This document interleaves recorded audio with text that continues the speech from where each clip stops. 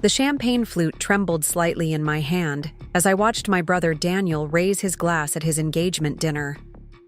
"To finding someone who completes you," he announced, his arm around his fiancée Jessica, a woman he'd known for all of 6 months. My parents beamed at him from across the table, my mother dabbing at her eyes with an embroidered handkerchief. "My beautiful boy," she whispered, just loud enough for everyone to hear. "Before we jump back in, tell us where you're tuning in from. And if this story touches you, make sure you're subscribed, because tomorrow I've saved something extra special for you." I sat at the far end of the table, next to my boyfriend Mike, who squeezed my hand under the tablecloth. I had paid for this entire celebration: the private room at Portland's most exclusive restaurant, the premium wine selection, the custom cake with the couple's initials. Yet the invitation my mother sent had listed me as plus guest, not even bothering to include Mike's name, despite us dating for over 2 years. "Emily, sweetie," my father called out, barely glancing in my direction. "Did you transfer the rest of the deposit for the venue?" Jessica's worried they might give away the date.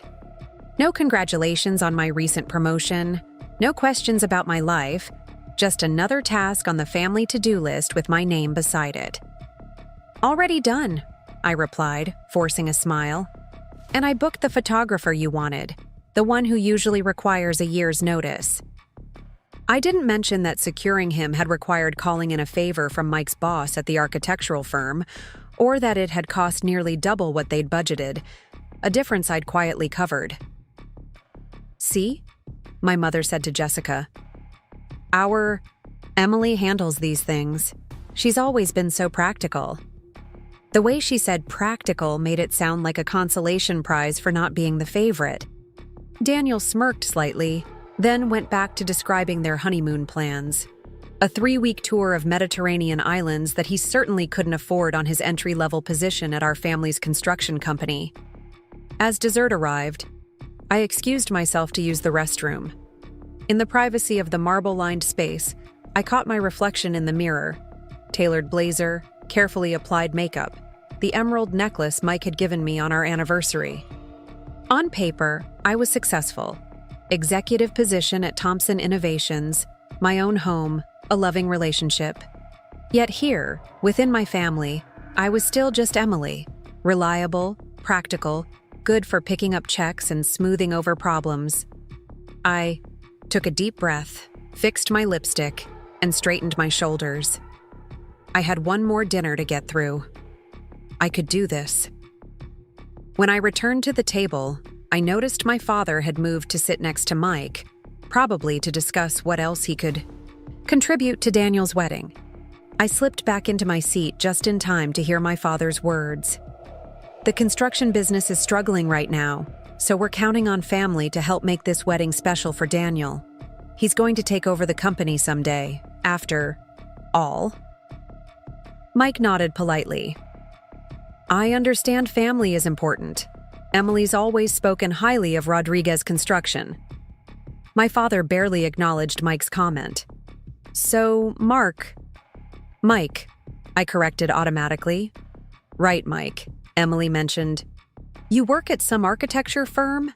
Maybe you can help with some free design consultations for Daniel and Jessica's starter home." Before Mike could respond, my mother chimed in from across the table. "Oh yes, Daniel was just saying they want something special, not those generic developments. Wouldn't that be a nice wedding gift? Emily can handle the cash part and you could contribute your services." I felt heat rise to my face. "Mom, Mike is the lead architect on the new Henderson Tower project. He doesn't do free consultations." My mother blinked, genuinely surprised that Mike might be successful in his own right. "Well, for family..." "We're not family," Daniel cut in, laughing. "Not until they actually set a date, which, at this point..." He let the implication hang in the air. Mike's hand found mine under the table again, squeezing gently. His silent support was the only thing keeping me from walking out.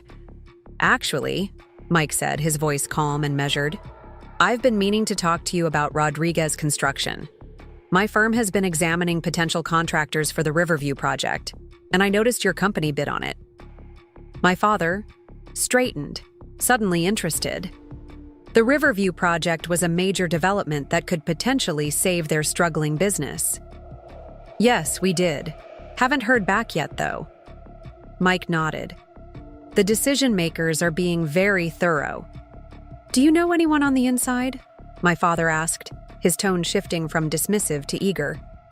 Any insight would be helpful. I might, Mike said with a small smile. I'll see what I can find out. For the rest of the evening, my father actually bothered to get Mike's name right. It wasn't genuine interest in who Mike was as a person, just what he could potentially do for them. As we drove home later that night, I stared out at Portland's rainy streets, the neon signs blurring through the water-streaked windows. I'm sorry, I finally said. They're always like that. Mike's eyes stayed on the road, but his voice was gentle. You have nothing to apologize for, Em. They don't even see it. How they treat me. How they treat us. I turned to look at his profile, the strong jaw, the kind eyes. Why do you put up with it? He glanced at me then, a small smile playing at his lips. Because I love you. And because I know something they don't. What's that? That you're the strongest person in that family, and someday they'll realize it too. I leaned over and kissed his cheek, wondering if he was right, wondering if that day would ever come. Little did I know, it would arrive sooner than I thought, and in a way none of us could have predicted. Preparing and narrating this story took us a lot of time, so if you are enjoying it, subscribe to our channel. It means a lot to us. Now back to the story.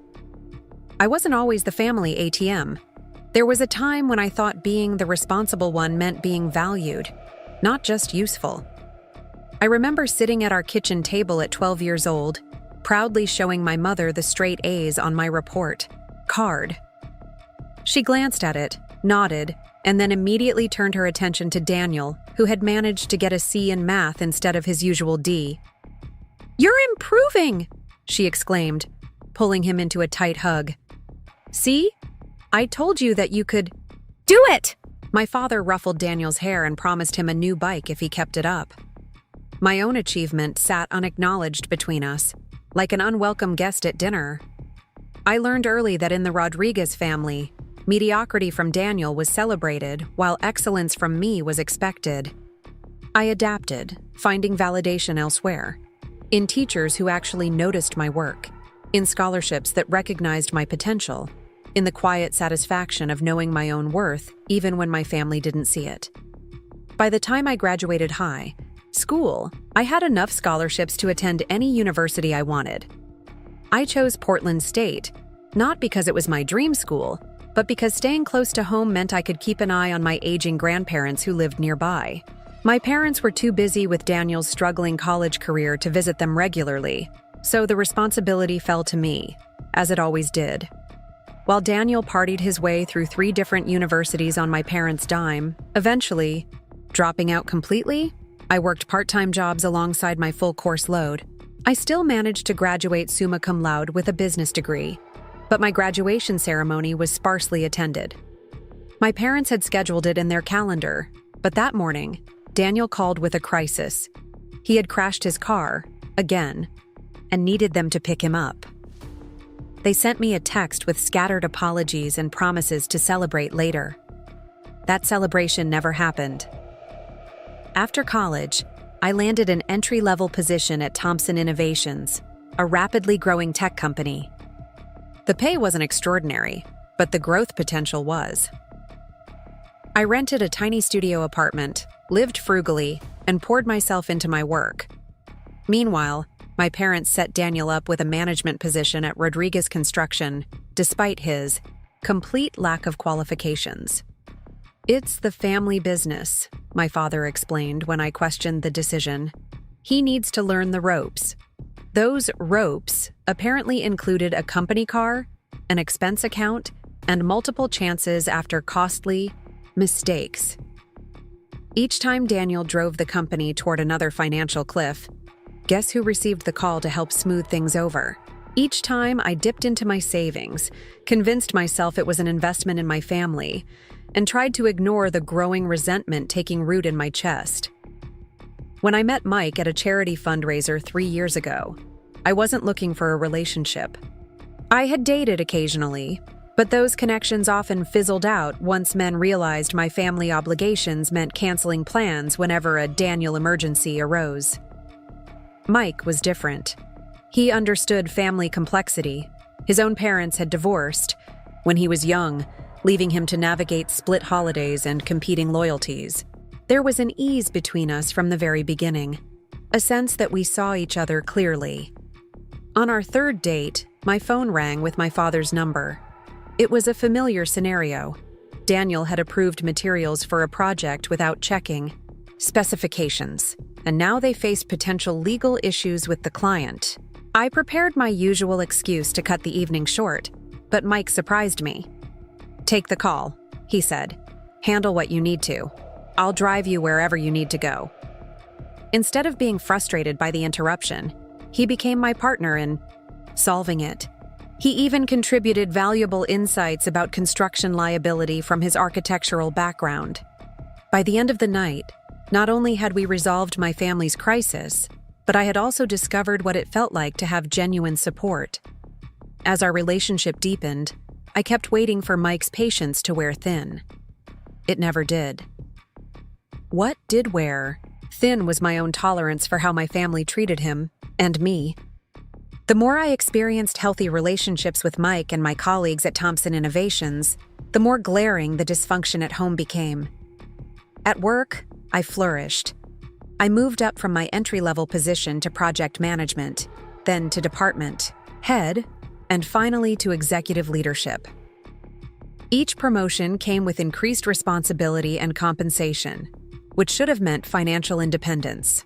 Instead, it meant greater expectations from my family for contributions to shared expenses, most of which benefited Daniel directly or indirectly. The day I was promoted to Vice President of Operations at Thompson Innovations was the same. Day Daniel announced his engagement to Jessica. I had scheduled a celebratory dinner with my parents to share my news, but the moment Daniel called with his announcement, my achievement became a footnote. Our dinner became their engagement celebration, with my promotion mentioned as an afterthought. "Oh, and Emily has some good news at work, too." Mike watched it all with quiet understanding, never pushing me to stand up to them, but always making it clear he thought I deserved better. "They're taking advantage of your kindness," he would say gently on the drive home from family gatherings. "Your generosity is beautiful, Em, but they're not treating it with respect." I knew he was right, but years of conditioning are hard to break. Every time I considered setting boundaries, guilt would wash over me like a tidal wave. What if the construction company really did go under? What if Daniel and Jessica couldn't have their dream wedding? Wasn't family supposed to help family? What I didn't know then, what none of us knew, was that Rodriguez Construction was in far worse shape than my father had admitted. Years of Daniel's mismanagement, combined with my father's reluctance to modernize their business practices, had left them teetering on the edge of bankruptcy.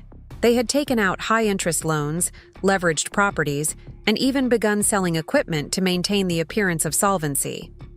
All while I continued writing checks, believing I was helping them through a rough patch rather than enabling a downward spiral. 6 months after Daniel's engagement, Mike proposed to me during a weekend trip to Seattle. It wasn't an elaborate production, just the two of us on a private boat tour of Lake Union at sunset. The ring was stunning, yet understated. Exactly what I would have chosen for myself. "I want to build a life with you, Emily," he said, his eyes holding mine steadily. "A life where you're valued for who you are, not what you can provide. Where your dreams matter as much as anyone else's." I said yes through happy tears, feeling for once like I was choosing myself, choosing us, instead of sacrificing for my family's needs. That feeling lasted exactly 3 days until I called my parents to share our news. Engaged? Already? My mother's voice carried more surprise than joy. But Daniel and Jessica's wedding is in 4 months. You can't possibly be planning yours at the same time. It would overshadow their special day. We're not rushing anything, Mom, I explained, trying to keep the frustration from my voice. We're thinking about next year, maybe even the year after. Well, that's a relief, she sighed. You know how sensitive Daniel can be about these things. He should have his moment.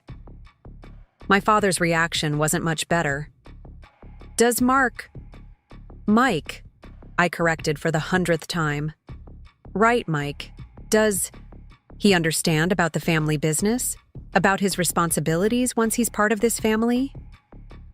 The implication was clear. Whoever married me was expected to contribute to the Daniel Support Fund, just as I had been doing for years. I felt something twist in my stomach, a mixture of anger and sadness. We haven't discussed that, I said carefully. We're focused on building our own future together. There was a pause, then my father's voice suddenly serious. Emily, we need to talk about the business. Things are complicated right now. Daniel's wedding has added some financial strain, and we could use your help more than ever. And there it was. Not congratulations, not happiness for my engagement, just another request for money.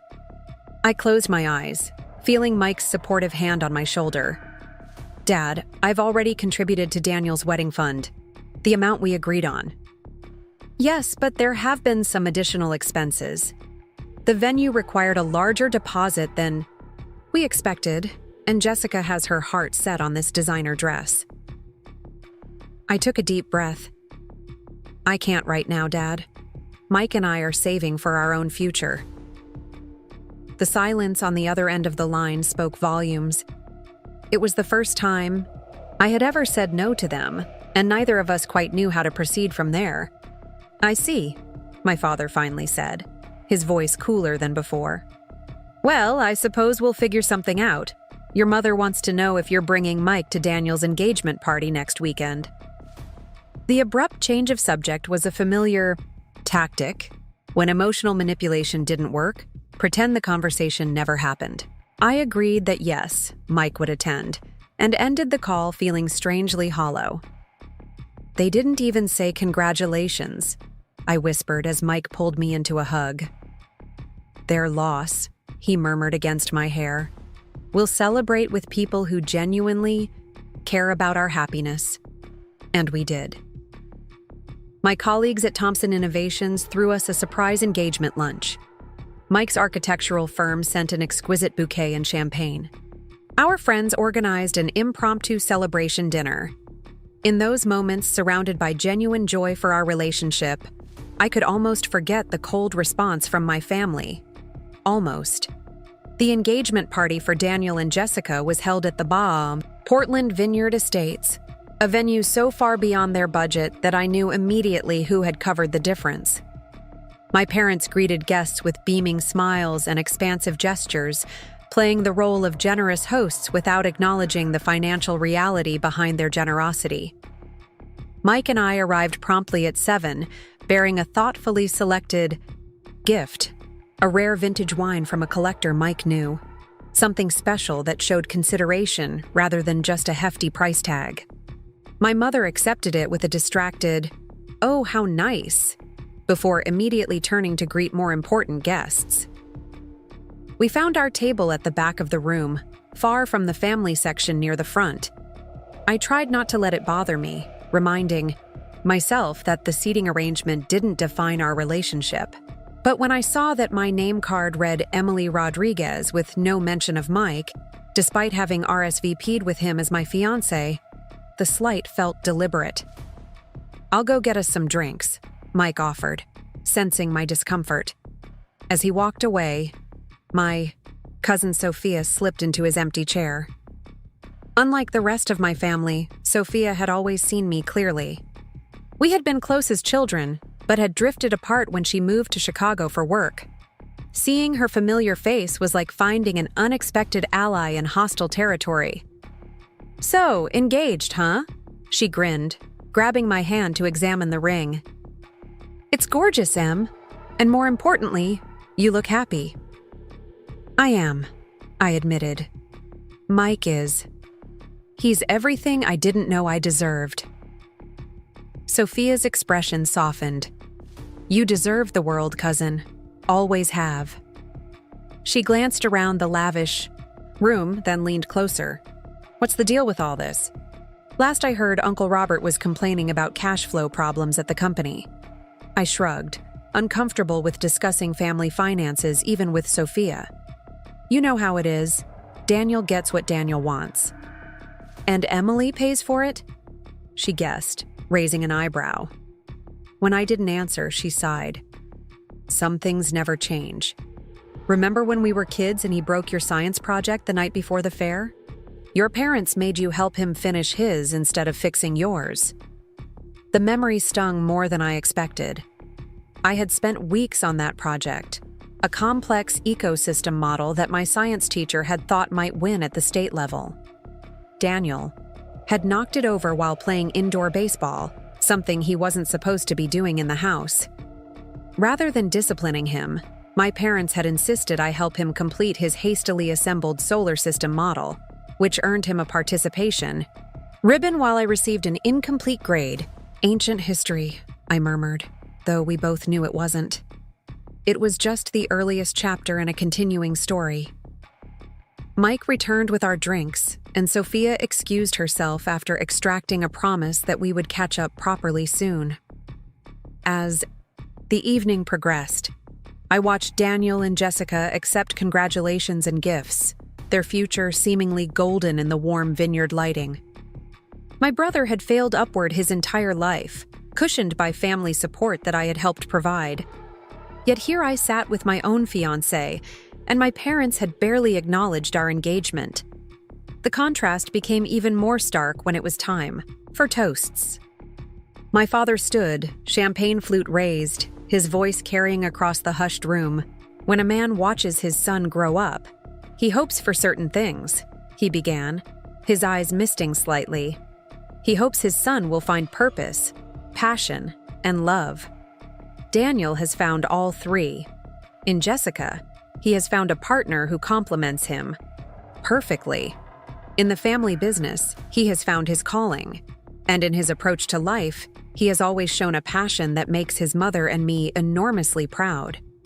He continued for several minutes, telling stories of Daniel's childhood achievements, many of which were exaggerated or completely fabricated, praising his contributions to Rodriguez construction, minimal at best, and welcoming Jessica into the family with effusive warmth.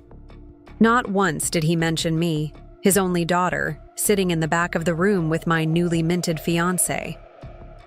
When my mother took the microphone, I briefly hoped for some acknowledgement. Instead, she focused entirely on Jessica, gushing about gaining a daughter and her excitement about helping plan the wedding of the century. "We always wanted a daughter who shared our love of tradition and family celebrations," she said, seemingly forgetting that she had, in fact, given birth to a daughter 30 years ago. Mike's hand found mine under the table, squeezing gently. I squeezed back, grateful for his steady presence as the familiar pain of invisibility washed over me. As dessert was served, my father clinked his glass once more. "We have one more announcement," he said, glancing at Daniel with obvious pride. "As of next month, Daniel will be taking over as president of Rodriguez Construction. His mother and I will be stepping into advisory roles while he leads the company into its next chapter." The room erupted in applause. I stared, dumbfounded. Daniel, who had never completed a single project without massive assistance, was being handed control of a company with dozens of employees and millions in contracts. It was beyond irresponsible. It was potentially catastrophic for everyone who depended on Rodriguez Construction for their livelihood. "Did you know about this?" I whispered to Mike. He shook his head, looking concerned. "No, but it explains some things I've been hearing." Before I could ask what he meant, my mother appeared at our table, her social smile firmly in place. "Emily, be a dear and help Jessica's grandmother to the restroom. She's a bit unsteady." Not "congratulations on your engagement." Not "we're so happy for you too." Just another task, another expectation that I would step in where needed without recognition. Something inside me shifted in that moment. A lifetime of swallowing hurt, of making myself smaller to fit into the role they had assigned me, suddenly felt unbearable. I stood up, but not to follow my mother's directive. "Actually, Mom, Mike and I were just leaving." My voice was steadier than I expected. "Congratulations to Daniel on his promotion. I'm sure he'll do exactly as well as he deserves to." My mother blinked, clearly surprised by my refusal. "But the party's not over. There's the cake cutting and—" "We have an early meeting tomorrow," Mike said smoothly, standing beside me. "Thank you for the lovely evening." As we walked out, I could feel my mother's confused gaze following us. This wasn't the Emily she knew. The Emily who always said yes, who always stayed to the end, who always put everyone else's needs first. This was someone new, someone with boundaries and a partner who supported them. In the car, the weight of what had just happened settled over me. "They're setting him up to fail," I said quietly. "The company can't survive Daniel's management style." Mike was silent for a moment, his hands steady on the steering wheel. There's something I need to tell you about Rodriguez Construction. Something I've been trying to find the right time to discuss." I turned to him, suddenly alert, to the serious tone in his voice. "What is it?" He took a deep breath. "Thompson Innovations, your company, has been looking at acquiring several construction firms to handle their upcoming campus expansion. Rodriguez Construction was one of the companies they evaluated." My mind raced to connect the dots. I worked in operations at Thompson, not acquisitions, so I hadn't been privy to these discussions. "And? The evaluation wasn't good, Emily. Your family's company is in serious financial trouble, much worse than your father has admitted. They've defaulted on loans, they've lost major clients, and their reputation in the industry is deteriorating." The news hit me like a physical blow. "Why didn't you tell me sooner?" Mike pulled the car over, turning to face me fully. "Two reasons. First, it was confidential company information, and I only knew because of my role designing the campus expansion. And second," he hesitated, "I was afraid you'd empty your savings trying to save them again." The truth of his words stung, but I couldn't deny them. That's exactly what I would have done. Sacrificed my own financial security to bail out my family one more time. "There's more," Mike continued gently. "Thompson is still considering acquiring Rodriguez Construction, but not because of its current value. They want the established name, the existing contracts, and the land the company owns. If the acquisition goes through, they'll likely restructure completely." "Meaning they'll fire Daniel," I finished, understanding dawning. "And possibly my parents too." Mike nodded. "It's not certain yet, but the decision is coming soon. I wanted you to be prepared." I leaned back against the headrest, processing this bombshell. My family's company, the legacy my grandfather had built, the business my parents had staked their identity on, the future they had just handed to Daniel with such confidence, was teetering on the edge of collapse. And I worked for the company that might deliver the final push. "Does William Thompson know I'm connected to Rodriguez Construction?" I asked, referring to the reclusive billionaire founder of Thompson Innovations. "I don't think so," Mike said. "The acquisition team is separate from operations, and your last name is common enough that it might not have registered." A strange calm settled over me as I considered the situation. For years, I had propped up my family's illusions with my money and labor. I had enabled their preferential treatment of Daniel, their dismissal of my achievements, their assumption that I would always be there to catch them when they fell. What would happen if just this once I didn't? "Take me home, Mike," I said, quietly. "I need to think." As we drove through Portland's rain-slicked streets, I watched the city lights blur through the window and felt for the first time that I was seeing my family situation with complete clarity. The question now was what I would do with that vision. The morning light filtered through my apartment windows as I sat at my kitchen island, nursing a cup of coffee and staring at the email that had just arrived in my inbox. It was from Thomson, Innovations Acquisition Team, announcing an all-hands meeting to discuss exciting new developments in our expansion strategy. The timing couldn't have been more pointed, just 3 days after I'd learned about my family's company being on the chopping block. Mike was still asleep in the bedroom, his steady breathing audible through the half-open door. He had been nothing but supportive since dropping the Rodriguez construction bombshell, giving me space to process while making it clear he'd stand by whatever decision I made.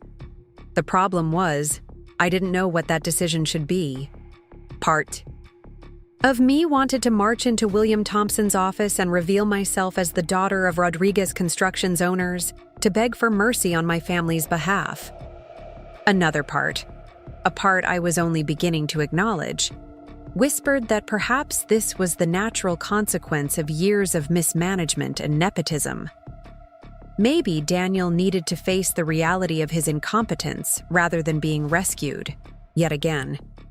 I took another sip of coffee, wincing at its bitterness. My phone buzzed with a text from my mother. "Need you to look over Jessica's revised wedding budget today. Some adjustments required." No good morning, no acknowledgement of our tense parting at the engagement party, just another demand.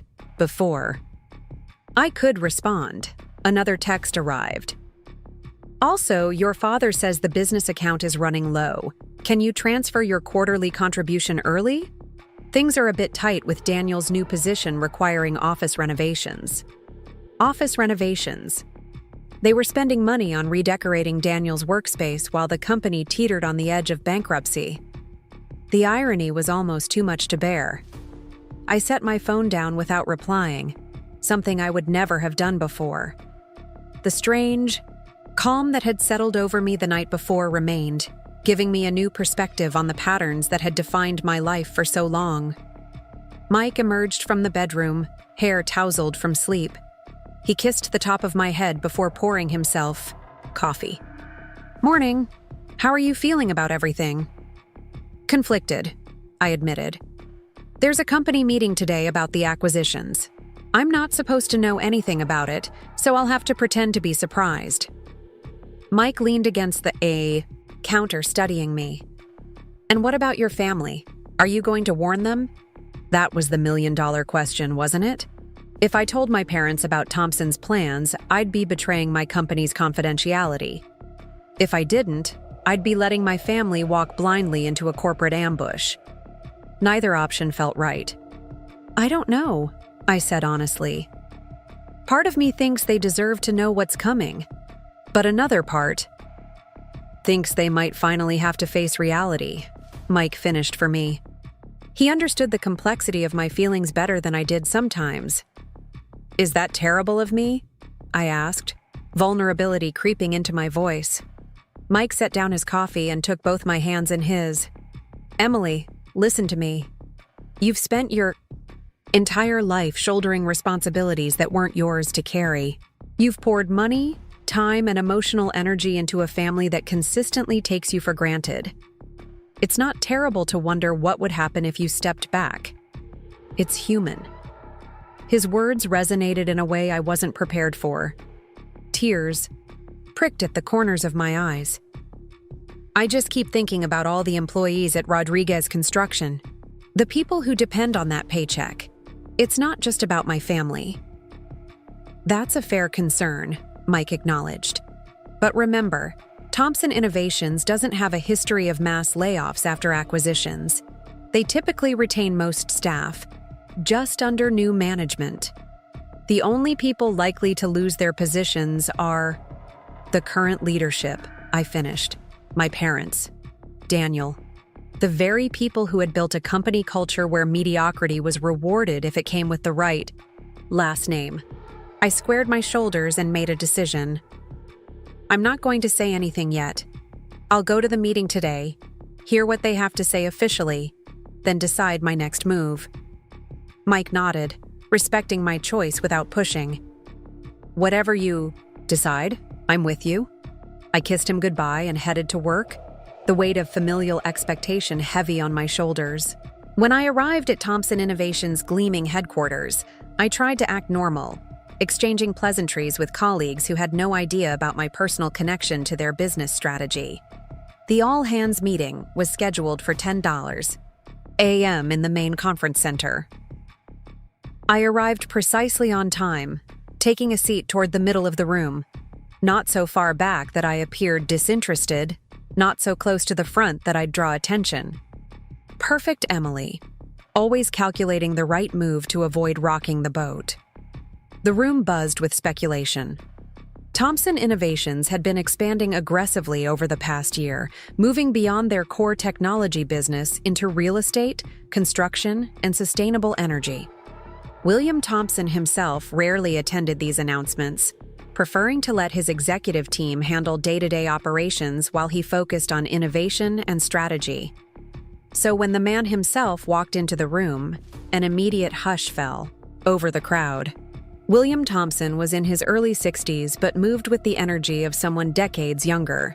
His salt and pepper hair was neatly trimmed, his suit impeccably tailored.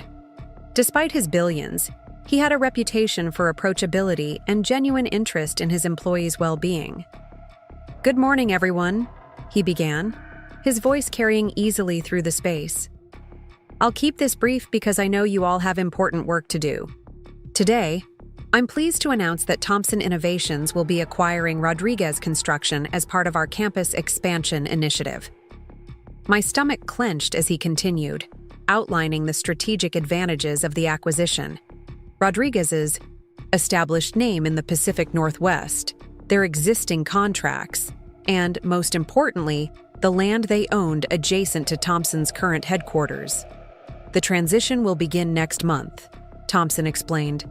"We'll be retaining most of the workforce, but implementing new management structures to align with our company values of excellence, innovation, and merit-based advancement." The message couldn't have been clearer to me, though it likely meant nothing special to my colleagues. Thomson was planning to clean house at the leadership level, exactly as Mike had predicted. "I'd like to introduce the executive who will be overseeing this transition," Thomson continued. "Emily Rodriguez, could you please stand?" For a moment, I thought I'd misheard. My head snapped up to find William Thomson looking directly at me, a gentle smile on his face. All around me, colleagues turned in their seats, equally surprised. I rose on shaky legs, my mind racing to understand. What was happening? "Emily has been with us for 5 years, rising through the ranks on pure merit," Thomson continued. "Her understanding of operational excellence and company culture makes her the perfect person to lead this integration.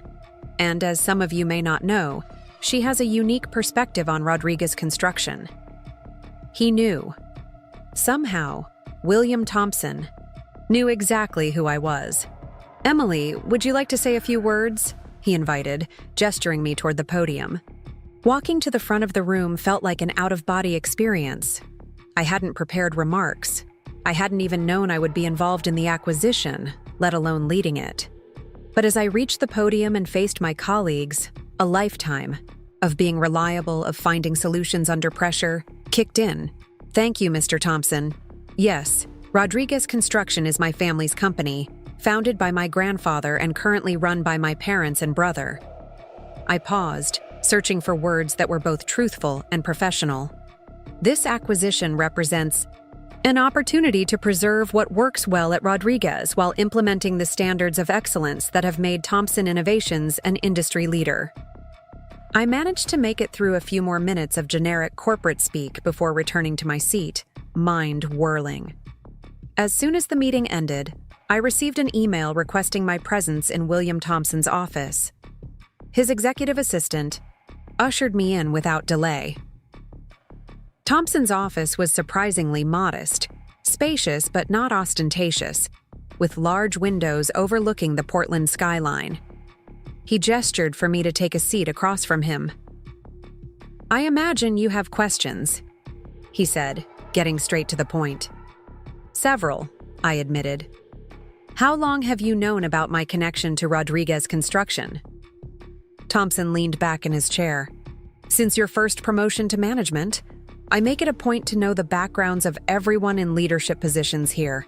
Your work has always stood on its own merits, but I found your connection to Rodriguez interesting, especially given our expansion plans. Why assign me to lead the transition? Isn't that a conflict of interest?" "Potentially," he acknowledged. "But it's also an opportunity. You know Rodriguez from the inside, its strengths, its weaknesses, its people, and you know Thompson Innovation's standards and values. That makes you uniquely qualified to bridge these two worlds." I hesitated before asking my next question. "Will my family be removed from leadership positions?" Thompson's expression turned serious. "Emily, I'll be direct with you. Rodriguez Construction has been mismanaged for years. The company's financial reports show alarming patterns of nepotism, inefficiency, and in some cases, borderline negligent decision-making. Continuing with the current leadership would undermine everything we're trying to build." It was the answer I had expected, but hearing it stated so plainly still stung. "I understand." "That said," Thompson continued, "I'm not heartless. Your parents built this company, whatever its current state. I'm prepared to offer them generous retirement packages and consulting roles during the transition. As for your brother..." He paused. "His future with the company will depend on his willingness to earn his position based on performance rather than family connection." The fairness of this approach was undeniable. More than fair, really, given the state of Rodriguez Construction's books. Still, I knew my family wouldn't see it that way. To them, this would feel like corporate theft, facilitated by their own daughter's betrayal. "When will they be notified?" I asked, my mouth suddenly dry. "The official notification goes out today. I wanted you to hear it from me first, so you could prepare yourself for their reaction." Thompson's eyes were kind, but resolute. "Emily, I want to be clear about something. You are not responsible for your family's business decisions. Whatever happens next is the result of choices they made long before this acquisition was considered." His words echoed what Mike had been telling me, but hearing them from William Thompson, a man who had built an empire based on merit and innovation, gave them additional weight. I nodded, throat tight with emotion. "Thank you for your directness. Mr. Thompson, I appreciate the opportunity to help with the transition, complicated as it is." "Call me Will," he said with a smile. "We'll be working closely together on this project." I returned to my office in a daze, closing the door behind me to process what had just happened. Within hours, my family would learn that their company was being acquired, that their daughter knew about it, that their future was no longer entirely in their hands. I barely had time to collect my thoughts before my phone exploded with notifications. First came a text from my father. "Call me immediately." Then from Daniel. "What the hell, Emily? Did you know about this?" My mother's message was simpler, but no less pointed. "How could you?" I stared at the screen, a complex mix of emotions churning inside me. Part of me wanted to call them right away, to explain that I'd only just learned about my role in the transition, that Thompson's decision to acquire Rodriguez had nothing to do with me. But another part, a stronger part than I'd expected, recognized that this moment of crisis was revealing exactly what I meant to them. Not a daughter they loved regardless of circumstance, but a useful connection they now expected to exploit. Before I could decide how to respond, my office phone rang. It was the main reception desk. "Ms. Rodriguez, your parents and brother are in the lobby demanding to see you. Security has asked how you'd like to proceed." My heart raced. They had driven straight to Thompson Innovations without even waiting for my explanation. I could imagine them now. My father red-faced and blustering, my mother tearfully playing the betrayed parent, Daniel alternating between rage and self-pity. "Please ask security to escort them to conference room 3, I instructed, making a split-second decision. "Tell them I'll be down in 10 minutes. I used those 10 minutes to call Mike, who answered immediately. "They're here," I said without preamble. "At my office, making a scene." "Do you want me to come?" he offered without hesitation. "No, I need to handle this myself, but afterward, can you meet me at home?" My voice wavered slightly. "I think I'm going to need you.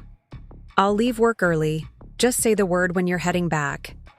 Armed with his support, I straightened my shoulders, checked my appearance in my office's small mirror, and headed down to face my family. As the elevator descended, I reminded myself that I was Emily Thompson, Vice President of Operations at one of the most successful companies in the country.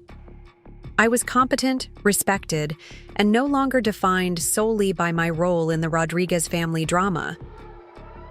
When I entered the conference room, the atmosphere was exactly as tense as I'd anticipated.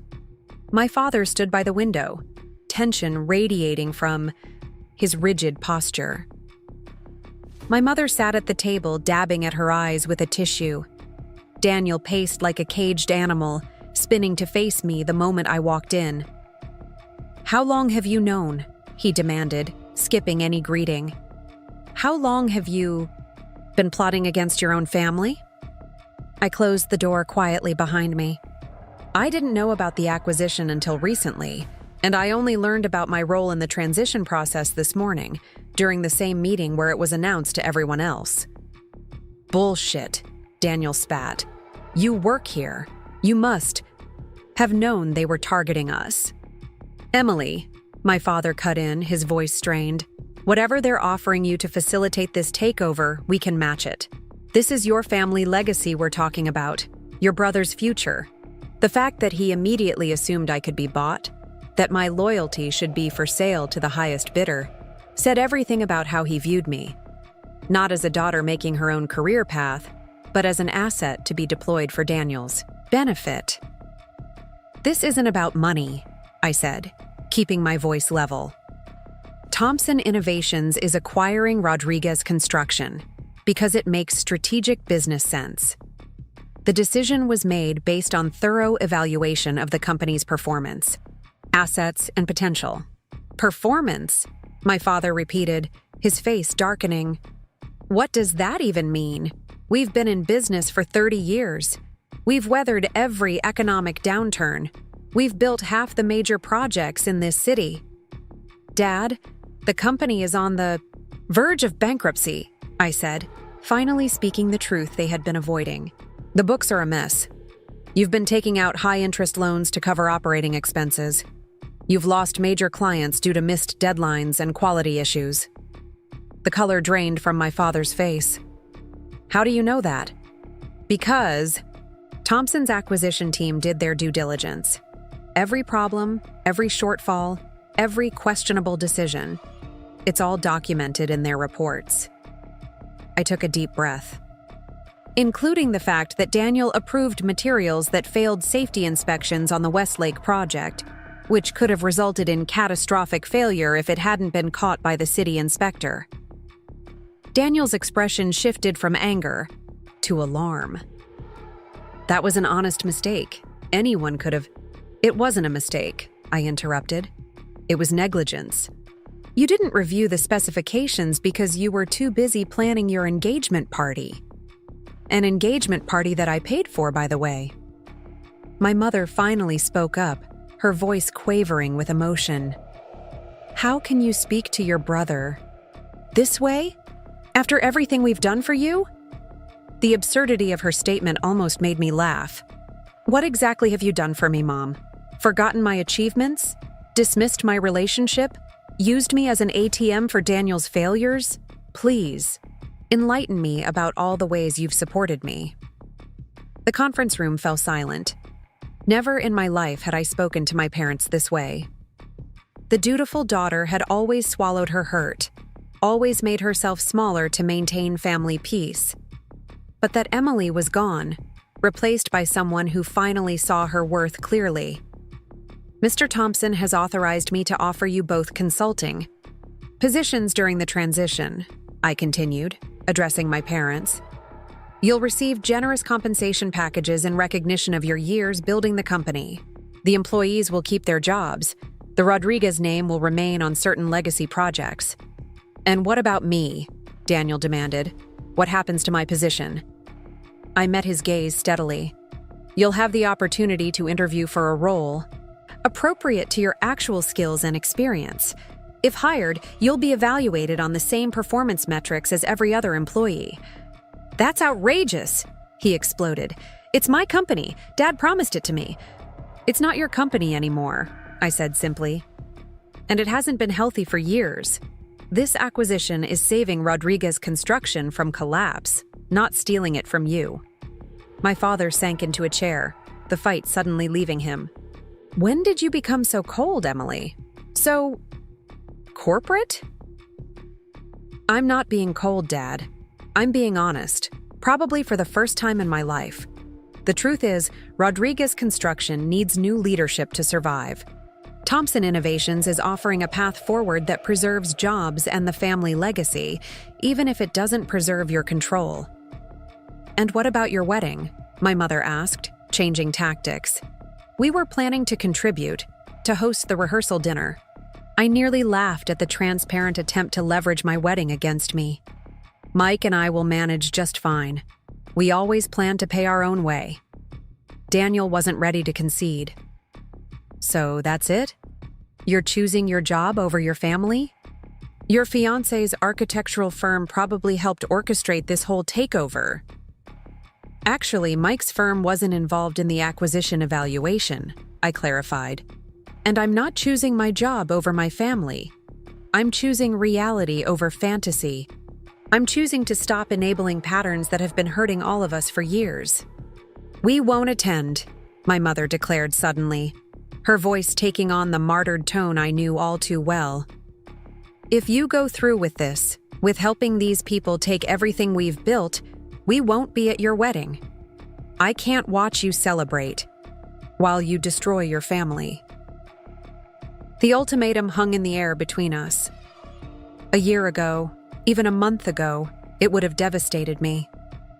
I would have capitulated immediately, would have sacrificed my professional integrity to maintain the illusion of family harmony. But now, looking at their faces, angry, manipulative, unwilling to accept responsibility for their own failures, I felt something unexpected. Relief. That's your choice, I said quietly. The acquisition is moving forward regardless. I hope you'll reconsider about the wedding, but I understand if you can't. My father stood abruptly. This conversation is over. Come on, Maria Daniel. We're leaving. Dad, I tried one more time. Please consider the consulting offer. It's a good deal, and it would help make the transition smoother for everyone. He didn't acknowledge my words, simply ushered my mother and brother toward the door. Before leaving, Daniel turned back to me, his expression a mixture of rage and confusion. You used to be the reliable one, he said accusingly. What happened? To you? The question lingered in the air as they left. What had happened to me? I sat alone in the conference room, processing the confrontation. The answer came to me with surprising clarity. I had finally stopped mistaking reliability for servitude. I had found my voice after years of silence. My phone buzzed with a text from Mike. How did it go? I replied with simple honesty. They won't be coming to our wedding. His response was immediate. Their loss. I love you. 3 small words. That meant everything. In them, I found the strength to stand up and return to my office, to continue my day despite the emotional earthquake that had just occurred. As I walked past reception, William Thompson was coming in from a meeting. Emily? He called, gesturing me over. Do you have a minute? I followed him to a small side room, aware that my eyes were probably still red from unshed tears. He regarded me with genuine concern. "Your family was here," he stated rather than asked. "Security informed me. I trust it was as difficult as expected?" "Yes," I admitted. "They're not taking it well." Thompson nodded thoughtfully. "Family business. Transitions are always complex, emotionally speaking. I've overseen dozens of acquisitions in my career, and the family-owned companies are invariably the most challenging, regardless of their financial health." He paused, studying me. "If you need time off to process, or if you'd prefer not to, lead this transition after all. I'll understand." His offer was tempting. Part of me wanted to step away, to avoid being the face of the change that would fundamentally alter my family's identity. But another part recognized that this was precisely the kind of responsibility I had earned through years of dedicated work. "I appreciate that, but I'd like to continue," I said. "It won't be easy, but I believe I can help make this transition successful for both companies." Thompson smiled, a hint of pride in his expression. "I had a feeling you'd say that. It's why you're the right person for this role." He checked his watch. "I have a dinner meeting, but my calendar is open tomorrow morning if you'd like to discuss your approach to the integration plan." "I'll be there," I promised. As he turned to leave, Thompson paused. "Oh, and Emily? Congratulations on your engagement. Mike seems like an excellent match for you." I blinked in surprise. "You know Mike?" "We've crossed paths professionally a few times. His reputation for integrity and innovation precedes him. You two should come to dinner at my home sometime. My daughter Olivia is always complaining that I don't socialize enough with the next generation of leaders."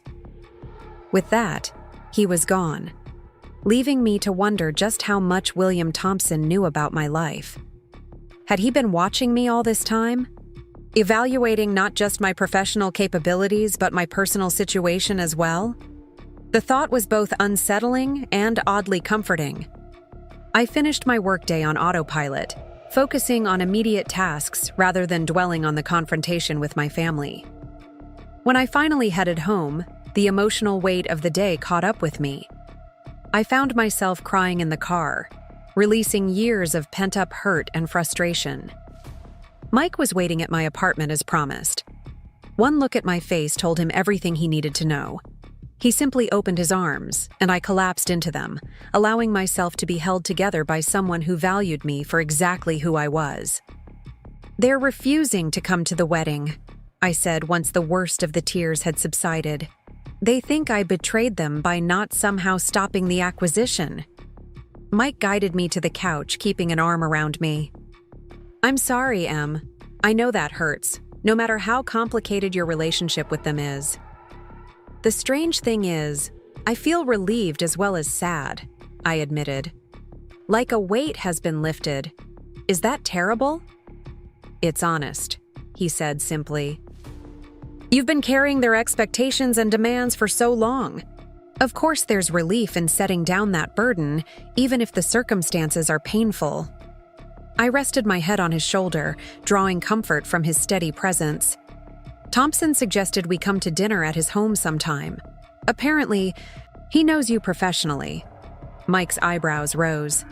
William Thompson invited us to his home. That's unprecedented. He's famously private about his personal life.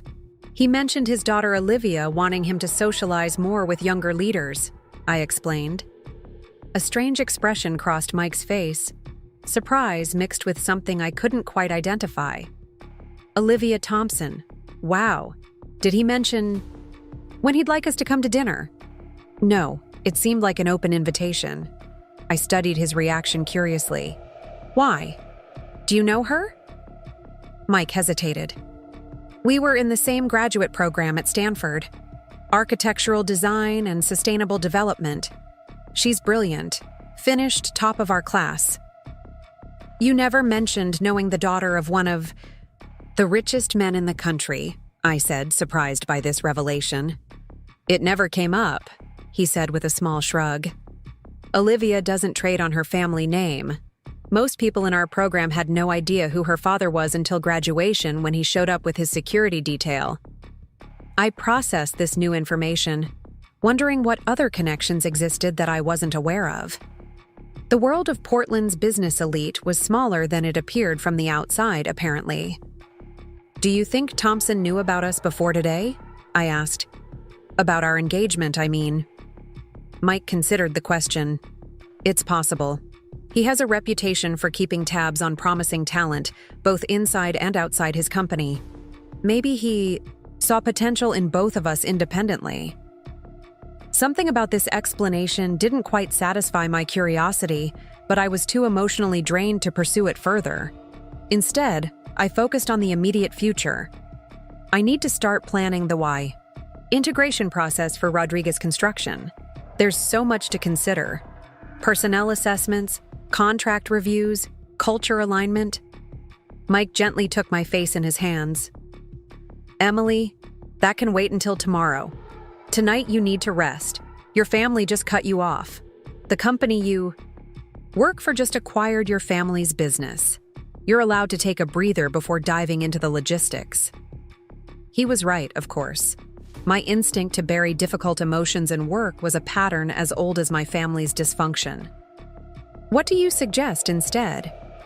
"Takeout, wine, and mindless television," he said firmly, followed by an early night and absolutely no checking of work emails. For once, I didn't argue. We ordered Thai food, opened a bottle of Pinot Noir, and curled up on the couch watching a baking competition show that required zero emotional investment. The simple pleasure of being with someone who prioritized my well-being was still novel enough to feel miraculous. As we prepared for bed later, my phone buzzed with one final message of the day. It was from Sophia, my cousin. "Just heard what happened with Uncle Robert and the company. Call me when you can. I'm on your side, whatever that's worth." A small smile tugged at my lips as I showed Mike the message. At least one family member isn't disowning me. "Start of a new family tree," he murmured, pulling me close. "One based on mutual respect rather than obligation." As I drifted toward sleep in Mike's arms, I realized that the family I had spent my life trying to please had never really seen me. They had seen only what I could provide, what I could fix, what I could finance. The irony was that in finally breaking free of their expectations, I might become the person I was always meant to be, someone who valued herself enough to expect the same from others. Tomorrow would bring new challenges. The Rodriguez Construction. Integration. My parents' potential rejection of the consulting offers. Daniel's inevitable attempts to undermine the transition. But for the first time, I would face these challenges as Emily Thompson, not as the family fixer, not as the reliable daughter, but as a woman who knew her worth and was no longer afraid to claim it. The week that followed my confrontation with my family was a study in professional focus amid personal chaos. Each morning, I walked into Thompson Innovations with my head held high, leading integration meetings and developing transition plans as if my world hadn't just imploded. Each evening, I returned home to an increasingly concerning silence from the Rodriguez side of my life. My parents had not responded to Thompson's consulting offer. Daniel had ignored 3 separate emails outlining potential positions suited to his actual experience level. Most telling of all, my mother had removed me from the family group chat, where wedding updates for Daniel and Jessica were shared daily. The message was clear. I was no longer considered part of the inner circle. Sophia was my only lifeline to family information. We met for coffee on Saturday morning at a small cafe halfway between our homes, far from any Rodriguez family haunts. "They're spiraling," she confirmed, stirring her latte absently. "Uncle Robert is talking about legal challenges to the acquisition. Aunt Maria keeps telling everyone who'll listen that you've betrayed your blood for corporate advancement. And Daniel." She trailed off, grimacing. "What about Daniel?" I pressed. "He's trying to convince some of the senior project managers to quit en masse when the transition begins. Says they should start a new company together. Take the clients with them. I sighed, unsurprised but still disappointed. That would only hurt the employees who stay. Thompson is planning to honor all existing contracts and maintain current staffing levels. Logic isn't exactly driving their decisions right now, Sophia pointed out. They're reacting from a place of wounded pride and fear, Uncle Robert especially. His entire identity is wrapped up in being the boss, the patriarch who built something from nothing. She wasn't wrong. My father had always defined himself through Rodriguez Construction. It was his first child, in many ways more precious to him than either Daniel or me. The prospect of relinquishing control, even with a generous financial package, would feel like amputating a limb. Have they said anything else about the wedding? I asked, trying to keep my voice casual, though the question was anything but. Sophia's expression softened. They're holding firm on not attending. Aunt Maria keeps saying you'll come to your senses once you realize what you're giving up. She reached across the table to squeeze my hand. I'm sorry, Em. It's not fair. Life rarely is, I replied, attempting a smile that probably looked more like a grimace. What about you? Will you still come? Wild horses couldn't keep me away, she promised. Though I might be sitting at a very empty family of the bride section. The reality of that image, rows of empty chairs where my relatives should have been, hit me harder than expected. For all their flaws, I had never imagined getting married without my family present. Even knowing they had never truly supported me, their absence would leave a void that no rationalization could completely fill. Sophia, ever perceptive, changed the subject. How's the transition planning going? Any major hurdles? Grateful. For the professional detour, I outlined the integration schedule Thompson had developed. We're starting with administrative functions next month: accounting, HR, IT systems.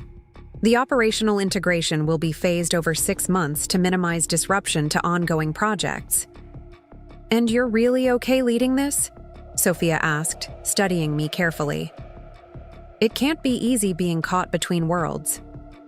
Honestly, it's clarifying, I admitted. For the first time, I'm making decisions based on what's objectively right, not what will keep my family happy. There's a strange freedom in that. Sophia nodded thoughtfully. You know, I always envied you growing up. You seemed so confident, so capable. I never realized how much you were carrying. Her words caught me off guard. You envied me? While I was being overlooked at every turn? I saw someone who knew exactly who she was and what she wanted. Someone who didn't need constant validation. Sophia smiled ruefully. I didn't understand then that sometimes being the reliable one is its own kind of prison. That phrase, its own kind of prison, resonated deeply. I had built my identity around being dependable, around fixing problems and smoothing rough edges. The walls of that prison had been constructed of others' expectations, but I had been the one to lock myself inside. After coffee with Sophia, I drove to Mike's apartment. He had given me space during this tumultuous week, understanding my need to process independently while still making it clear he was there whenever I needed him. Today, I wanted nothing more than his steadying presence. He opened the door before I could knock, as if he'd been waiting by the window for my arrival. Hey, he said simply, pulling me into a hug that melted some of the tension from my shoulders. Hey, yourself, I murmured against his chest. I missed you. I missed you, too. Come in, I was just making lunch. Mike's apartment was a reflection of his architectural mind, thoughtfully arranged, with clean lines and meaningful objects rather than clutter.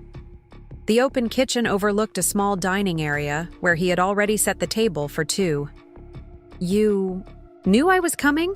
I asked, surprised by the preparation. He smiled sheepishly. I hoped. Sophia texted me after your coffee, said you might need some TLC. The fact that my fiancé and my cousin were coordinating my emotional care should have felt intrusive. Instead, it warmed me from within, a reminder that I wasn't as alone as my parents' rejection made me feel. Over lunch, a delicious pasta with roasted vegetables, I filled Mike in on everything Sophia had shared. His expression darkened when I mentioned Daniel's attempts to sabotage the transition. "That's not just petty, it's potentially illegal," he pointed out. Intentionally undermining the company during an acquisition could be considered a breach of fiduciary duty. "I don't think legal considerations are high on his priority list right now," I sighed. "He's lashing out because his easy ride is ending. For the first time in his life, he's facing actual consequences for his actions." Mike set down his fork, studying me intently. "How are you really doing with all this, Em? Not the professional part? I know you're handling that brilliantly. The family part." It was a simple question, but it cracked something open inside me. "I keep waiting to feel devastated," I admitted, voice catching. "Isn't that what I'm supposed to feel? My family has essentially disowned me. My parents are refusing to attend my wedding. I should be falling apart." "But you're not," he observed. "That's just it. I'm sad, yes, but mostly I feel liberated." The truth of this settled over me as I spoke it aloud. "It's like I've been carrying this enormous weight for so long that I stopped noticing it. Now that it's gone, I can finally stand up straight." Mike reached across the table to take my hand. "That makes perfect sense to me. You're mourning the family you wished you had, not the one that repeatedly took advantage of you." His understanding was like balm on a wound I hadn't realized was still raw. "I keep thinking about our wedding," I continued, "about those empty seats, about explaining to your parents why none of my family is there."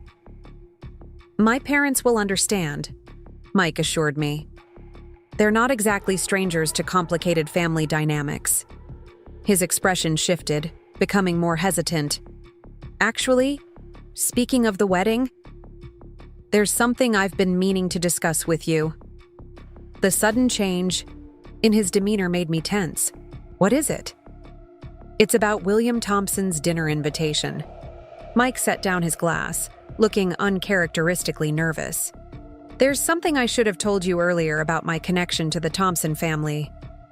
Before he could continue, his phone rang, the specific ringtone he used for work. Emergencies. He glanced at the screen, frowning. "I'm sorry, I have to take this. The Henderson Tower project is having structural issues." As he stepped away to take the call, I sat with a growing sense of unease. What exactly was Mike's relationship with the Thompsons? The question lingered as his work call stretched from minutes to nearly half an hour, his voice drifting from the bedroom in technical terms I couldn't fully follow. When he finally returned, his expression was apologetic but distracted. "I'm so sorry, Em. There's a serious problem with the foundation plans. I need to go into the office immediately. The construction team is waiting for revised specifications." "Of course," I said, hiding my disappointment. "We can talk later." He kissed me quickly, promise in his eyes. "Tonight, dinner at River Place, 7:00. I'll explain everything, I swear." After he left, I cleaned up the lunch dishes mechanically, my mind churning with possibilities. What could Mike possibly need to tell me about William Thompson that had him so nervous? Perhaps his professional connection to Olivia Thompson was more significant than he had initially implied. Or maybe he had consulted on projects for Thompson Innovations that created some conflict of interest with Rodriguez Construction. Whatever it was, the timing felt significant. With my family situation imploding and the acquisition moving forward, any new complications seemed potentially destabilizing. Rather than dwelling on hypotheticals, I decided to channel my nervous energy into wedding planning. With my parents' ultimatum, many of our original plans needed reconsideration. We had been intending a medium-sized ceremony at a vineyard outside Portland, with about 100 guests split evenly between our families. Now, with potentially half those seats empty, Everything from the venue to the catering needed reevaluation.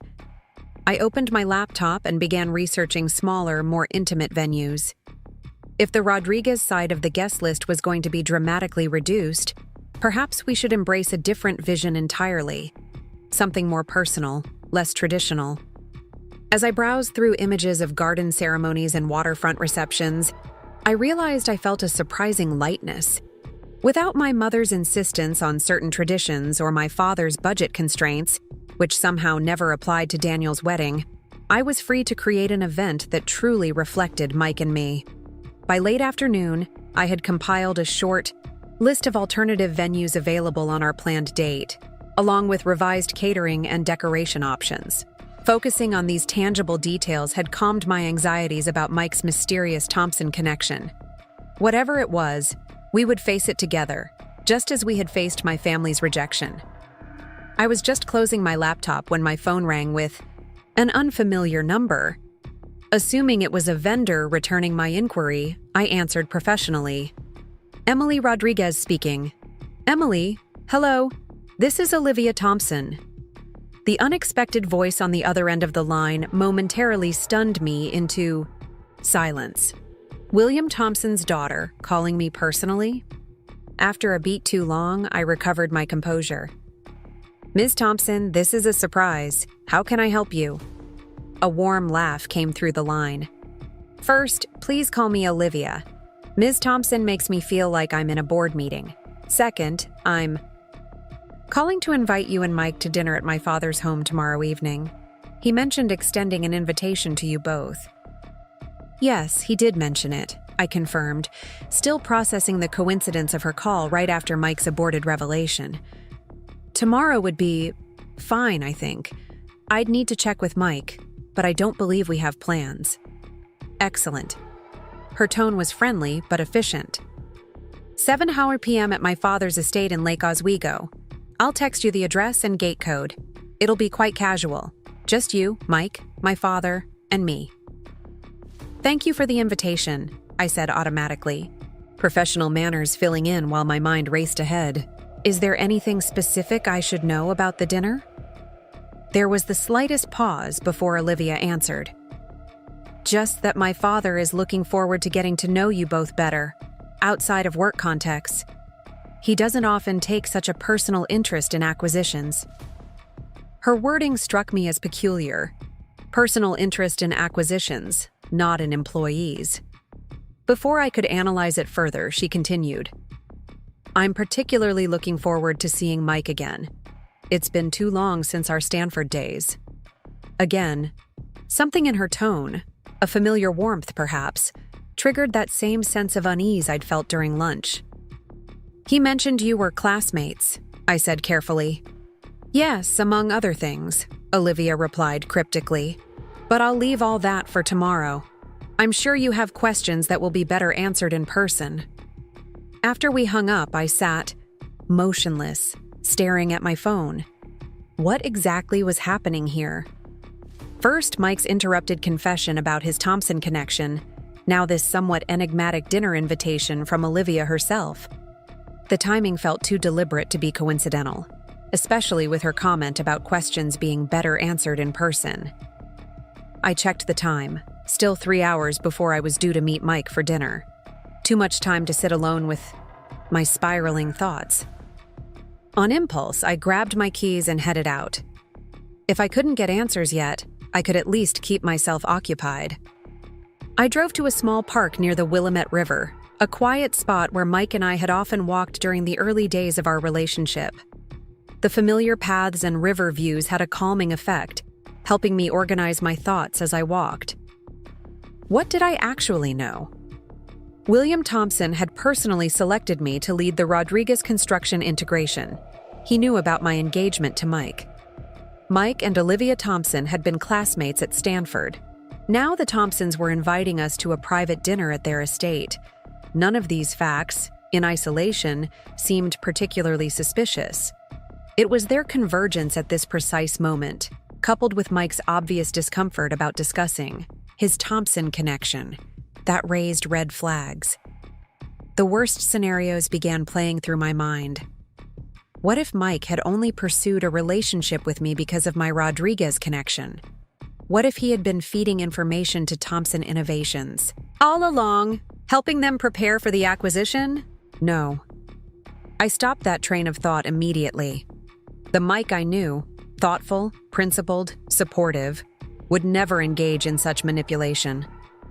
Whatever his connection to the Thompsons might be, I trusted that his feelings for me were genuine. Still, as I watched the river flow past, I couldn't shake the feeling that I was missing something significant, something that might change everything once revealed. By the time I arrived at River Place for our dinner, my emotions had cycled from anxiety to curiosity to resigned determination. Whatever Mike needed to tell me, I was ready to hear it with an open mind. The restaurant was one of Portland's finest, situated on the waterfront with views of the Willamette River and the city skyline beyond. Mike was already waiting at our table, dressed in the charcoal suit I particularly loved on him. He stood when he saw me approach, his smile tinged with nervousness. "You look beautiful," he said, kissing my cheek as I sat down. "Thank you." I studied his face, noting the tension around his eyes. "Olivia Thompson called me today." His expression confirmed my suspicion that this was significant. "She did? What about?" "To invite us to dinner tomorrow night at her father's estate." I kept my voice even, watching his reaction carefully. "She mentioned she was looking forward to seeing you again after your Stanford days. Among other things," were her exact words. Mike closed his eyes briefly before meeting my gaze directly. "I was going to tell you everything today at lunch before we got interrupted. And now again tonight. Before Olivia's call complicated things."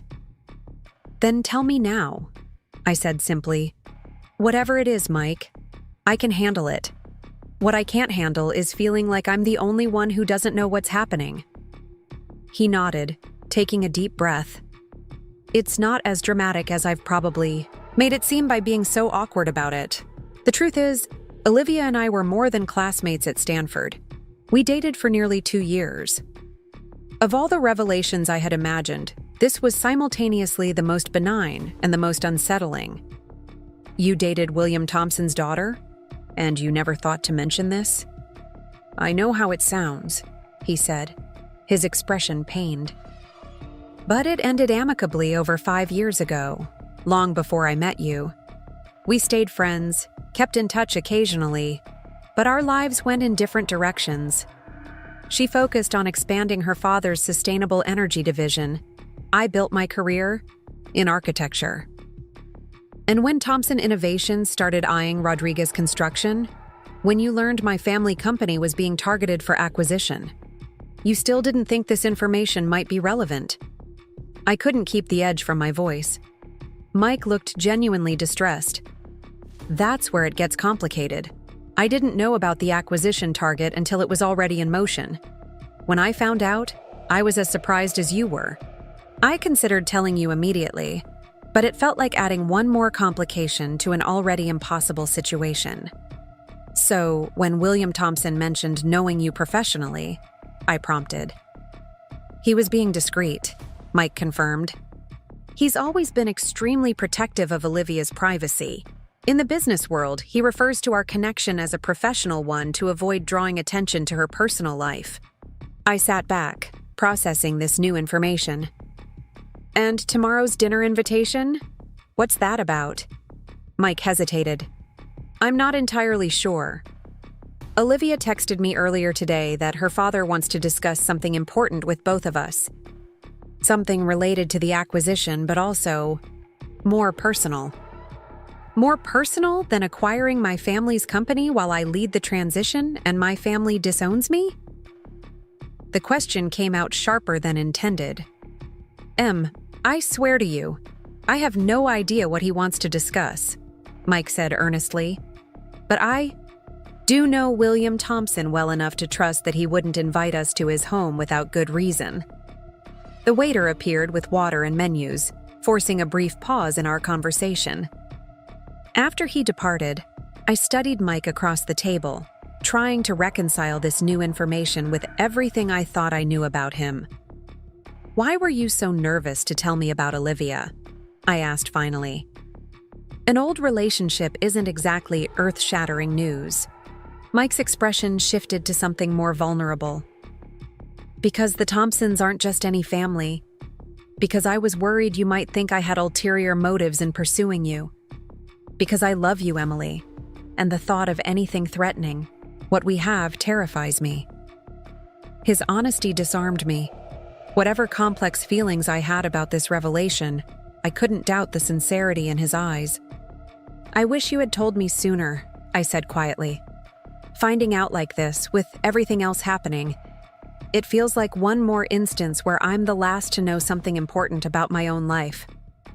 "You're right," he acknowledged immediately. "I handled this poorly, and I'm sorry. No excuses." He reached for my hand across the table. "What can I do to make this right?" I considered his question seriously. What did I need right now? Not groveling, not elaborate apologies, just transparency. Complete honesty from this point forward, I decided. No more nervously avoiding topics or partial explanations. If we're going to face my family situation and this acquisition together, I need to know you're telling me everything, even when it's uncomfortable. "You have my word," Mike promised without hesitation. "Complete transparency from now on." "Starting with tomorrow's dinner," I added. "Whatever the Thompsons want to discuss, we face it together, with all cards on the table." "Absolutely." As we ordered dinner and the conversation gradually shifted to lighter topics, I felt the knot of tension in my chest begin to loosen. Mike's revelation was surprising but not devastating. An old relationship, even with someone as connected as Olivia Thompson, didn't change who he was or what we meant to each other. Still, as we enjoyed our meal and shared a dessert, a small voice at the back of my mind kept wondering, what exactly did William Thompson want to discuss with us? And how would it affect the already precarious balance of my professional and personal worlds? The next evening arrived with alarming speed. I spent the day at Thompson Innovations, finalizing integration documents and trying not to dwell on the upcoming dinner. Mike picked me up from work, looking handsome but visibly nervous in a navy suit. "Ready for this?" he asked as I slid into the passenger seat of his car. "As I'll ever be," I replied, smoothing the skirt of my emerald dress. Professional. Enough for a business dinner. Elegant enough for a social occasion with one of the wealthiest families in the country. The drive to Lake Oswego took us through some of Portland's most exclusive neighborhoods, each home more impressive than the last. When we finally turned onto the private road leading to the Thompson estate, even Mike let out a low whistle. "I've never actually been to his home," he admitted. "Olivia and I usually met at her downtown apartment or neutral locations." The estate was understated by Billionaire standards, a modern Pacific Northwest design that harmonized with the surrounding landscape rather than dominating it. Still, the scale was impressive, with the main house overlooking Lake Oswego through walls of glass that caught the golden evening light. At the security gate, Mike entered the code Olivia had provided.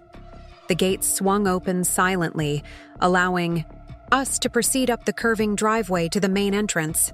Before we could even ring the bell, the door opened to reveal Olivia Thompson herself.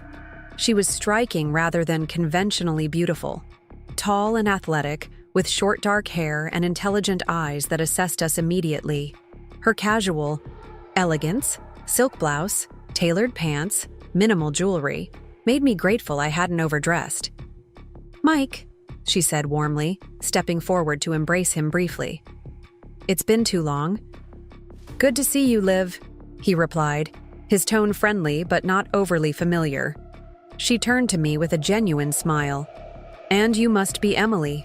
I'm Olivia. Thank you both for coming." Her handshake was firm, her gaze direct. I liked her immediately, despite the complicated circumstances.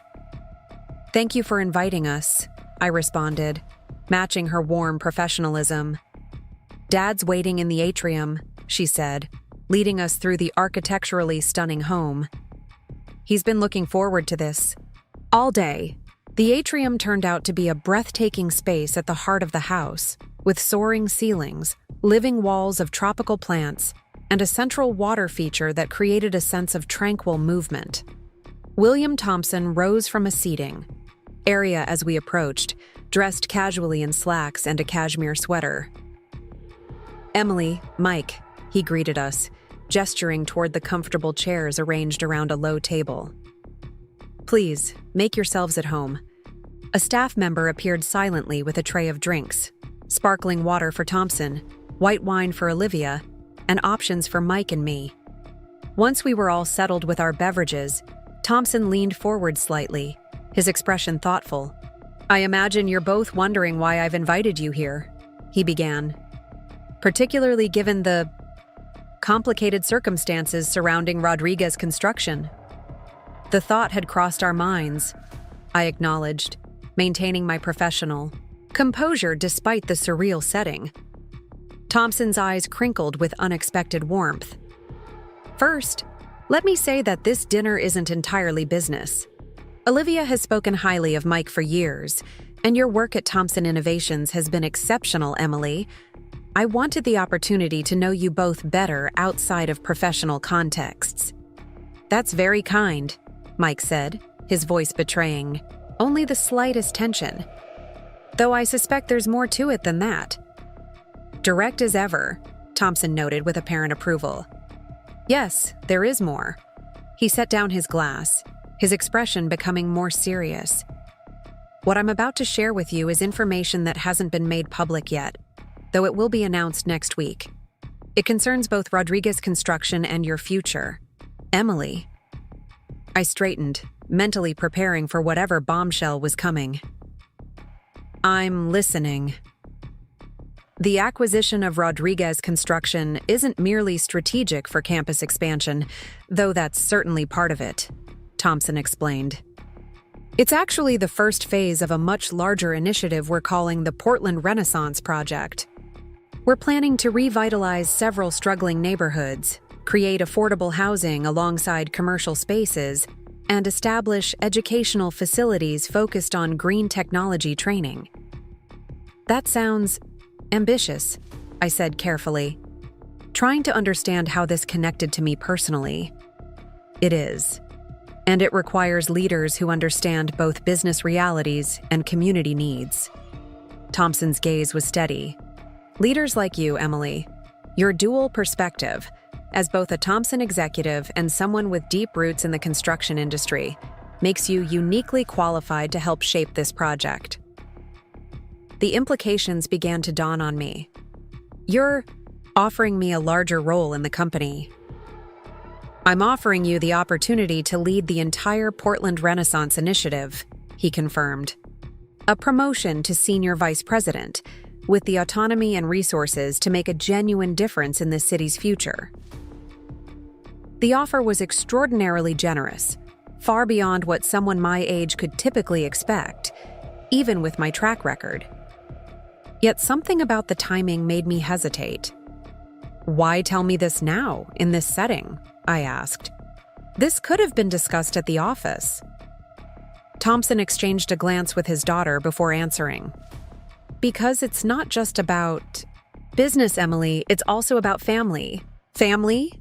I repeated, confused. "Your family situation has become precarious because of decisions I made," Thompson said, surprising me with his directness. "The acquisition was necessary from a business perspective, but I never intended for it to cost you your relationship with your parents and brother. The acknowledgement of my personal loss, coming from the billionaire responsible for the acquisition, was unexpected and oddly touching." "That's thoughtful of you to consider, but my family's reaction is their choice, not your responsibility." "Perhaps," Thompson conceded. "Still, I believe in taking responsibility for the consequences of my actions, intended or not." He leaned forward slightly. "Which brings me to the second purpose of this dinner. I'd like to offer your parents a more substantial role in the transition than we initially discussed." I blinked in surprise. What kind of role? Your father has considerable experience and community connections that could be valuable to the Renaissance project if properly directed, Thompson explained. Rather than merely consulting during the transition, I'd like to offer him a permanent position overseeing community relations for the initiative. Your mother, I understand, has a background in interior design before she joined the family business. Yes, I confirmed, wondering where this was going. She studied it in college but set it aside to help with Rodriguez construction. There's a significant design component to the Renaissance project. We could create a role for her talents, as well if she's interested. Thompson's expression remained unreadable. As for your brother, his people skills might be better utilized in client relations rather than operational management. The offer was extraordinarily generous, perhaps too generous. Why would you do this? I asked bluntly. Rodriguez Construction's financial state doesn't warrant this level of accommodation. Thompson's lips curved in what might have been approval at my directness. Several reasons. First, it's often more effective to convert potential adversaries into allies. Second, despite their financial missteps, your family has built relationships in this community that could be valuable to our project. And third, he hesitated, glancing at Olivia. She nodded encouragingly, and Thompson continued. The third reason is more personal.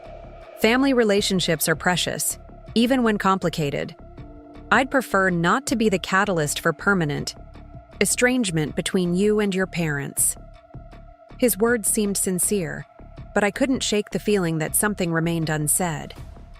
Before I could press further, Olivia spoke up. Dad, I think it's time we told them everything, she said, gently, the complete truth. Thompson studied his daughter's face for a moment, then nodded. You're right, as usual. He turned back to Mike and me, his expression softening. The final reason I'm invested in reconciling your family situation, Emily, is that I understand the pain of family estrangement all too well. My own relationship with my father was irreparably damaged by business conflicts. This personal revelation from the normally private billionaire surprised me. I'm sorry to hear that, I said honestly. It was a long time ago, Thompson replied, a hint of old pain visible briefly in his eyes. But it taught me something important. Business assets can be replaced, but family, once lost, is much harder to recover. His words struck a chord deeper than I expected. For all my justified anger at my parents and Daniel, the thought of permanent estrangement still ached in a fundamental way. I appreciate your concern, I said carefully. But I'm not sure my family would accept these positions, given how they feel about the acquisition. They might with the right presentation, Thompson suggested, particularly if the offer comes alongside another piece of news that might soften their perspective. He looked meaningfully at Mike. Mike shifted in his seat, suddenly looking profoundly uncomfortable. He glanced at Olivia, who nodded encouragingly, then took a deep breath. Emily, he began, turning to face me directly. There's something else I need to tell you about my connection to the Thompson family. Something I should have explained much earlier. My stomach tightened with apprehension. What now? William Thompson isn't just my ex-girlfriend's father, Mike continued, his voice steady despite his obvious discomfort. He's been my mentor since graduate school, and more recently, he became my investor.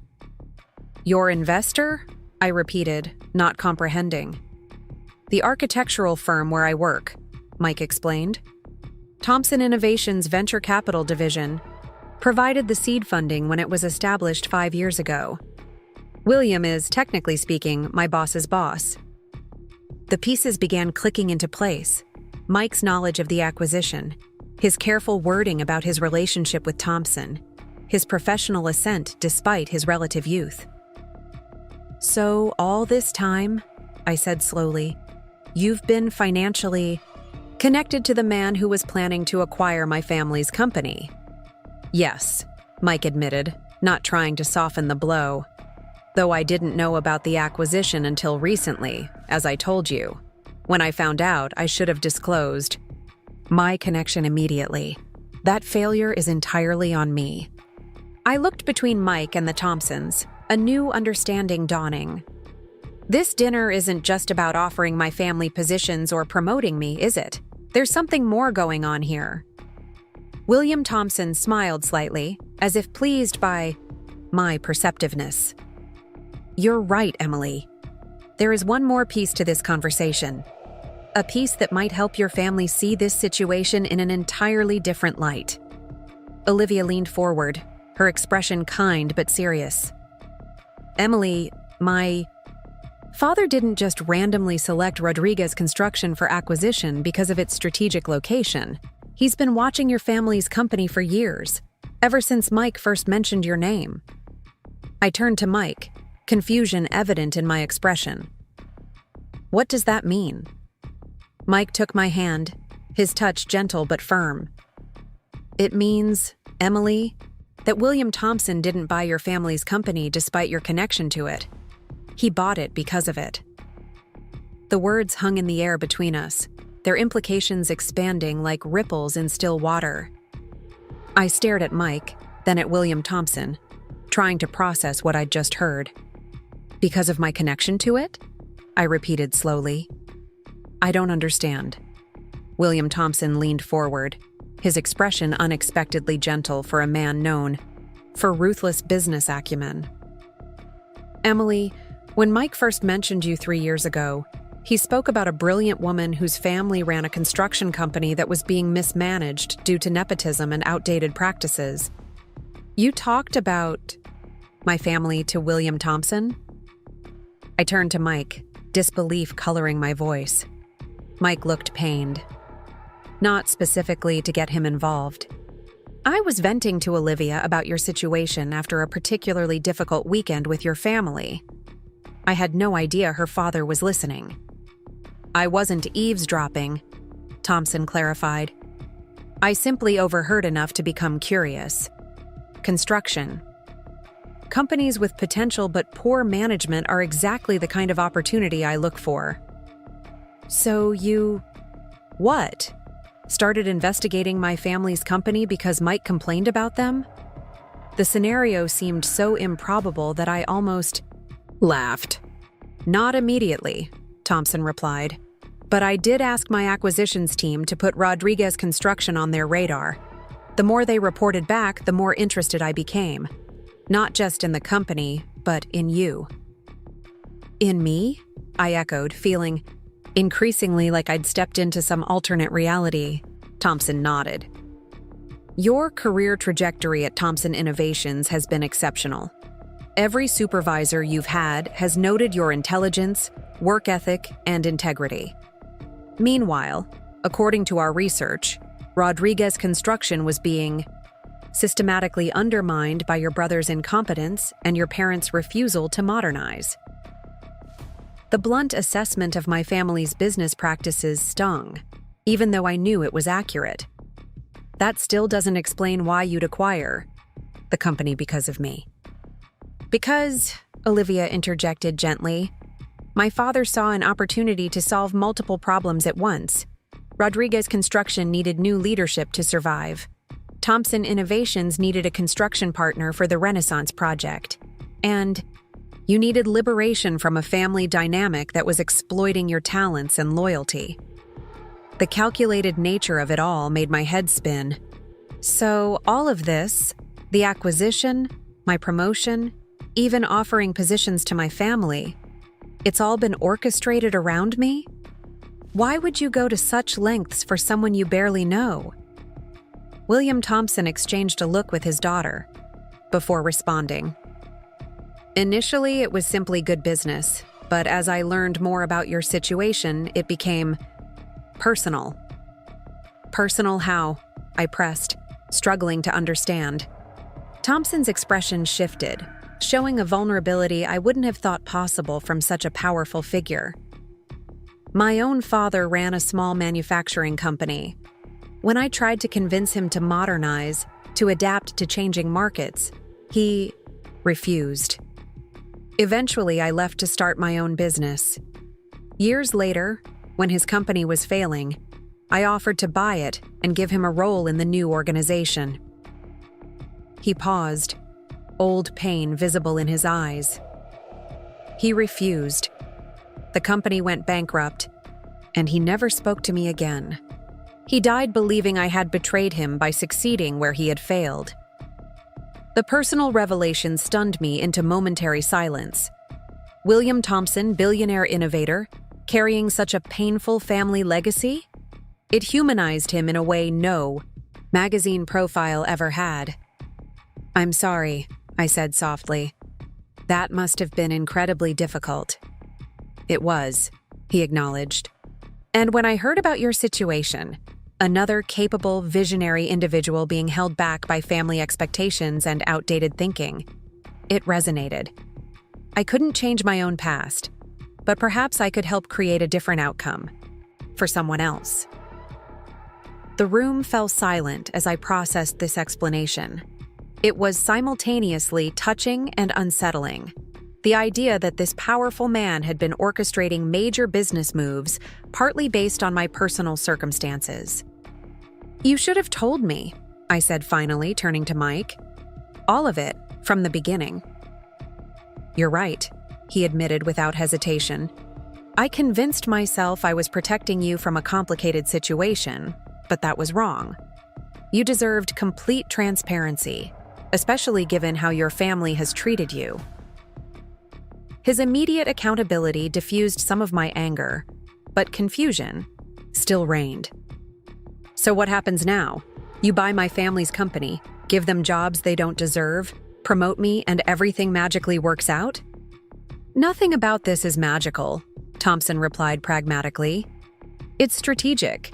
Your family gets the chance to remain involved in the company legacy while operating under more competent leadership. You get professional advancement based on merit, not family obligation. And Thompson Innovations gets valuable assets and talent for a major community initiative." "And what if my family refuses?" I challenged. "They're not exactly being rational about this acquisition." "That's where timing comes in," Olivia said, her expression thoughtful. "The official announcement of the Renaissance project happens next week. If your family understands the full scope of what's happening and their potential roles in it, before then, they might see this as an opportunity rather than a defeat." "You want me to be the messenger," I realized, the weight of that responsibility settling onto my shoulders. William Thompson nodded. "You understand both worlds, your family's and ours. You can translate this opportunity in ways they might actually hear. And if they still refuse? If they still blame me for their loss of control?" The question emerged from my deepest fear, that the damage to my family relationships might be permanent, regardless of Thompson's well-intentioned maneuvering. "Then at least you'll know you tried," Thompson said simply. "Some bridges once burned cannot be rebuilt, but some can, with the right materials and architecture." He glanced meaningfully at Mike. I turned to my fiancé, still processing my complicated feelings about his role in all this. "You knew about this plan to approach my family?" "Not until yesterday," Mike said, maintaining eye contact. "William called me after you mentioned Olivia's dinner invitation. He explained what he wanted to propose and asked if I thought you'd be receptive." "And what did you say?" "I said you deserved the full truth, however complicated, and the autonomy to make your own decisions about your family." Mike's expression was earnest. "I also said that attempting to manipulate the outcome, even with good intentions, would likely backfire." I couldn't help but smile slightly at that. It was such a Mike thing to say. Honest, even when honesty might not be welcome. He was right, Thompson admitted with surprising humility. "Which is why we're laying all cards on the table tonight. No more behind-the-scenes orchestration. The choice of if and how to approach your family with these opportunities is entirely yours, Emily." The room fell silent as all eyes turned to me, awaiting my response. The weight of the decision pressed down, not just what to do about my family, but how to feel about this revelation of Thompson's involvement in my personal life, about Mike's connection to it all. "I need time to think," I said finally. "This is a lot to process." "Of course," Thompson agreed immediately. "Take whatever time you need. The Renaissance Project announcement isn't until next week, which gives us a few days' window." The conversation shifted to dinner, which was served in an elegant dining room overlooking the lake. Thompson and Olivia tactfully steered the discussion toward neutral topics: Portland's architecture, emerging green technologies, mutual acquaintances in the business world. I participated minimally, my mind still spinning with revelations and possibilities. As we prepared to leave several hours later, William Thompson took me aside for a moment. "Emily, regardless of what you decide about approaching your family, the promotion and project leadership role are yours if you want them. They're offered based on your merits, not as leverage." "Thank you," I said, genuinely touched by his directness. "I appreciate that clarity." The drive home with Mike was initially tense, heavy with unspoken thoughts. Finally, as we crossed the Selwood Bridge back into Portland proper, I broke the silence. "You should have told me everything. From the beginning." My tone wasn't accusatory, just stating a fact we both knew to be true. "Yes," he agreed without hesitation. "I thought I was shielding you from additional stress, but that was my mistake. I underestimated your resilience, which is ironic considering it's one of the qualities I most admire in you." His candid self-assessment softened my frustration somewhat. "What else haven't you told me, Mike? Any other billionaire connections or family company acquisitions I should know about?" The hint of humor in my question seemed to relieve some of his tension. "No, that about covers the major revelations. Though I should probably mention that my college roommate's cousin's dog once belonged to a minor European royal." His attempt at lightening the mood was appreciated, if not entirely successful. "I'm still processing all of this," I admitted. "William Thompson has been planning moves around my family situation for years. It feels invasive, even if his intentions were ultimately supportive." "I understand," Mike said, keeping his eyes on the road. "For what it's worth, I think he genuinely sees himself in your situation. His estrangement from his father clearly left deep scars." I considered. "This perspective. Maybe. But orchestrating major business decisions based on perceived parallels to his own life seems extreme, even for a billionaire." "Welcome to William Thompson's world," Mike said with a small smile. "He doesn't think like normal people. When he sees a problem, he doesn't just want to solve it. He redesigns the entire system around his solution. And I'm the problem he wanted to solve?" The thought was both flattering and uncomfortable. "Not a problem," Mike corrected gently. "A potential he wanted to unleash. There's a difference." We fell silent again as Mike navigated through downtown Portland toward my apartment. When he parked outside my building, neither of us immediately moved to get out of the car. "What are you thinking about the family proposal?" Mike asked eventually. "Will you tell them about the Renaissance Project and their potential roles?" It was the question I'd been turning over throughout dinner. The opportunity to potentially reconcile with my family was tempting, but I wasn't naive about the challenges. "I don't know," I said honestly. "Part of me thinks they don't deserve these opportunities after how they've treated me. Another part wonders if this might actually be a chance for something healthier between us, especially if Daniel has to earn his position rather than having it handed to him." "Those feelings can coexist," Mike observed. "You can believe they don't deserve these roles based on merit while still hoping the opportunity might lead to better family dynamics." His insight, as usual, cut straight to the heart of my internal conflict. I need to sleep on it, I decided. Get some distance from tonight's revelations before making any decisions. "Whatever you decide, I'm with you," Mike promised, squeezing my hand. even if that means telling William Thompson that his grand plan needs modification. The loyalty in his voice reminded me why I'd fallen in love with him in the first place. Whatever mistakes he'd made in not disclosing his Thompson connections, earlier, his commitment to supporting my autonomy remained steadfast. "Stay tonight?" I asked, not wanting to be alone with my swirling thoughts. "Of course," he replied without hesitation.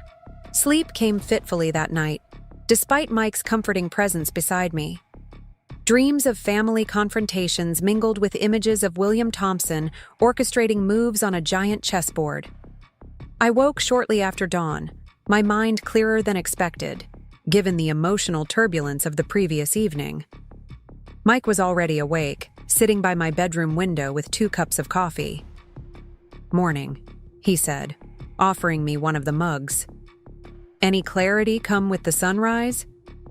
I took a sip, appreciating both the caffeine and his directness. I think I need to talk to someone before making any decisions about approaching my family." "Sophia?" he guessed. "No," I said, surprising myself with the certainty I felt. "My grandfather." Mike's eyebrows rose. "Your father's father, the one who started Rodriguez Construction." I nodded. "He retired to Arizona years ago. We exchange birthday cards and occasional phone calls, but we've never been especially close. Still, he built the company from nothing. This affects his legacy too." "That makes sense," Mike agreed. "Do you want me to come with you?" The offer was tempting, but something told me this was a conversation I needed to have alone. "I appreciate that, but I think this is something I should do myself. I'll fly down today if I can get a ticket back tomorrow." Mike nodded, understanding without need for further explanation. "I'll drive you to the airport whenever you're ready." 2 hours later, I had booked a round trip to Phoenix and packed an overnight bag. Mike drove me to Portland International, kissing me goodbye at the security checkpoint with promises to pick me up the following evening. The flight gave me time to organize my thoughts, to separate my feelings about Mike's disclosure from my decision about William Thompson's offer. Regarding my family, by the time I landed in Phoenix's dry heat, I had a clearer perspective on both issues. My grandfather lived in a modest retirement community outside Scottsdale. When I called from the airport to tell him I was in town and hoped to visit, his surprise was evident, but welcoming. "Of course, Emily, come on over. I'll put on some coffee."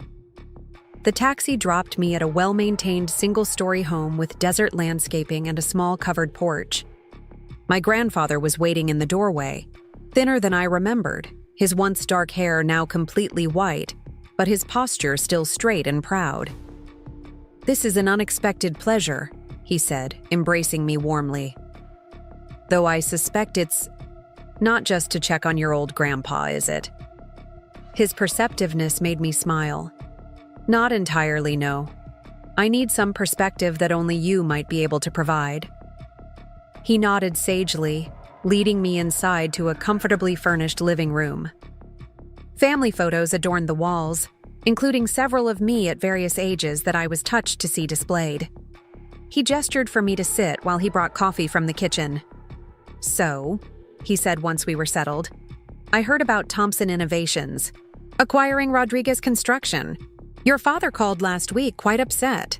"I can imagine," I said carefully, unsure how much my grandfather knew about my role in the transition. "What exactly did he tell you?" Grandfather's eyes, still sharp despite his 80 years, studied me thoughtfully. That the company was being taken over by corporate vultures, that his own daughter was somehow involved, that the Rodriguez legacy was being destroyed. He took a sip of coffee. "I suspect there's more to the story." His invitation to share my perspective was clear.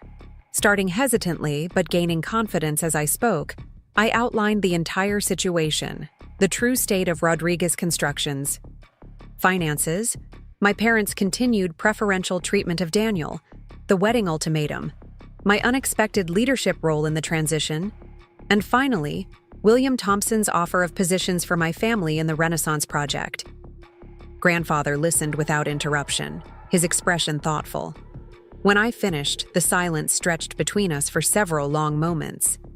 Your father always was stubborn, he finally said, his tone a mixture of fondness and exasperation.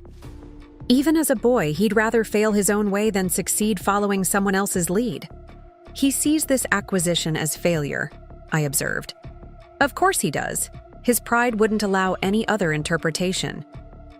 Grandfather set down his coffee cup, leaning forward slightly. But you know what I see, Emily? I see my granddaughter being recognized for her intelligence and hard work. I see the company I built being given a chance at a future it wouldn't have had otherwise. And I see an opportunity for your father and brother to learn some valuable lessons about merit and accountability. His perspective, coming from the company's founder, lifted a weight I hadn't fully acknowledged I was carrying. You're not upset about Thompson Innovations taking over? He laughed softly. Emily, I built that company to provide for my family and serve our community. If it continues to do both those things under new ownership, why would I object? Companies evolve or they die. Your father never quite understood that.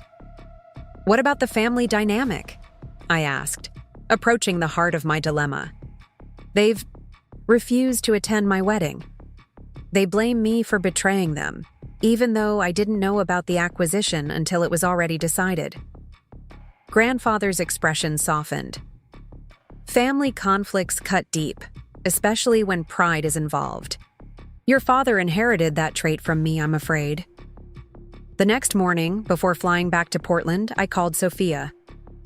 I need your help, I explained after outlining my plan. Can you get them all together at my parents' house tomorrow evening? Consider it done, she promised. Though I should warn you, Daniel's been on a rampage lately.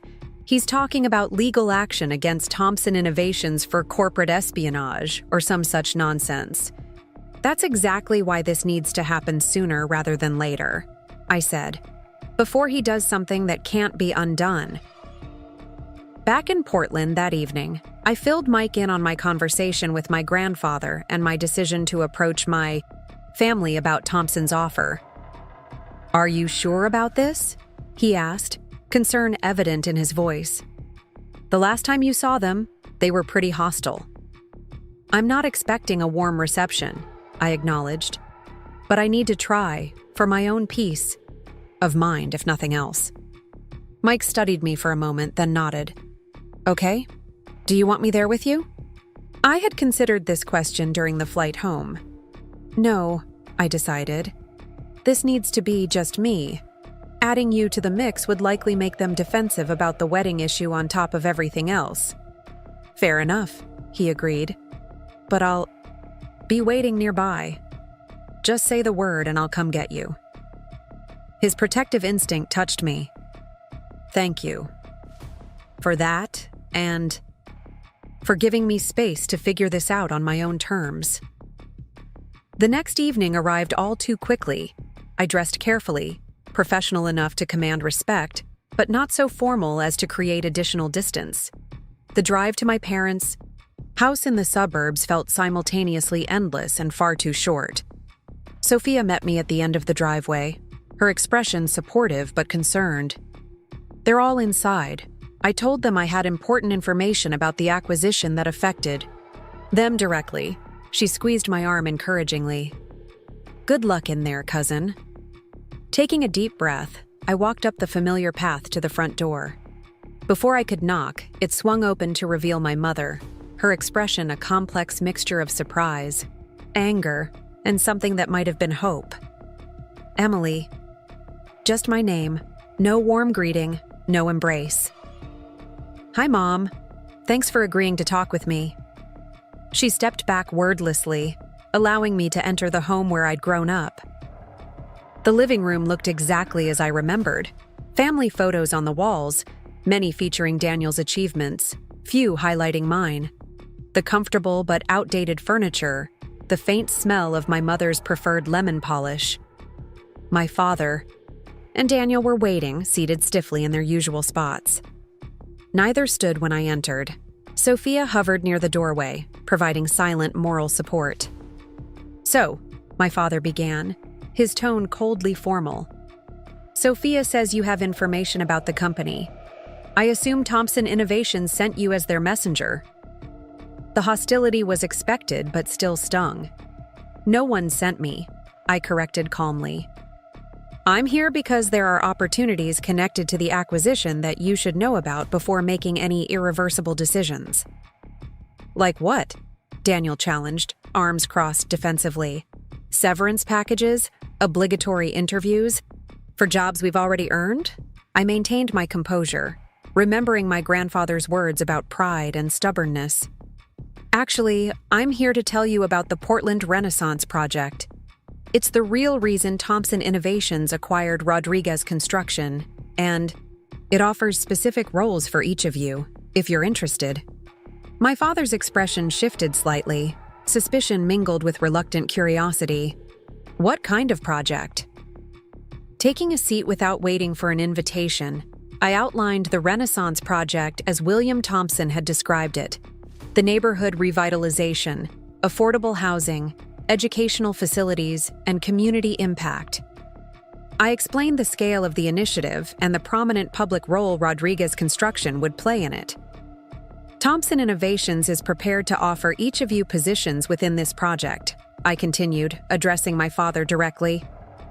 "For you, Dad, a role as Community Relations Director, leveraging your decades of relationships in Portland's construction industry. For Mom, an opportunity to utilize her interior design background in the residential and educational components. And for Daniel," I turned to my brother, maintaining professional neutrality, "a position in client development that would build on your interpersonal skills." The room fell silent as they processed this unexpected information. My father was the first to recover. "Why would Thompson offer us these positions? We're the competition he just eliminated." "Because he understands the value of the Rodriguez name in this community," I explained. "And because he recognizes that your experience and connections, properly channeled, could contribute significantly to the project's success." "There has to be a catch," Daniel said suspiciously. "The positions would be merit-based," I acknowledged, meeting his gaze steadily. "Performance would be evaluated regularly, just like any other employee. There would be no special treatment based on family name." My mother, who had remained silent until now, finally spoke. "And what would your role be in all this, Emily?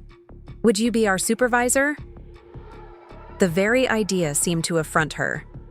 "I've been offered leadership of the entire Portland Renaissance Initiative," I said, not bothering to hide the pride I felt in this achievement.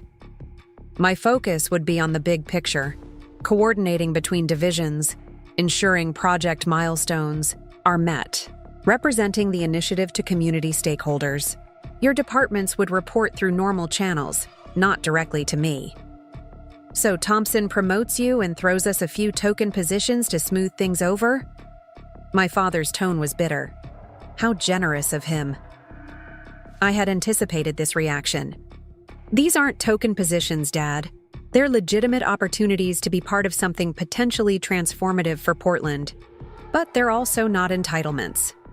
If you're not interested, Thompson will fill the roles with other qualified candidates." "And our attendance at your wedding?" my mother asked pointedly. "Is that part of the deal too?" The question revealed that beneath the anger, some part of her was still thinking about family connections. "That's entirely separate," I said firmly.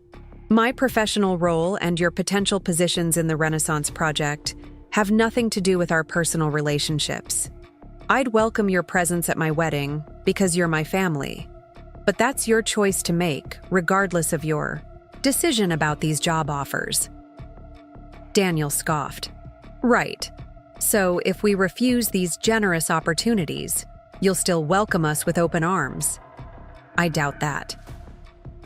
"What I want," I said, fighting to keep frustration from my voice, "is for us to Find a way forward that respects both the business realities and our family bonds. Rodriguez Construction was going to be acquired or go bankrupt within a year. Those were the only options given its financial state. This way, at least the Rodriguez legacy continues as part of something larger. Your grandfather built this company from nothing, my father said, emotion finally cracking through his defensive shell. I spent 30 years building on his foundation, and now it's just gone, swallowed by some tech billionaire's side project. Grandpa doesn't see it that way, I said quietly. My father's head snapped up. You spoke to my father about this? Yes, I flew to Arizona yesterday to get his perspective.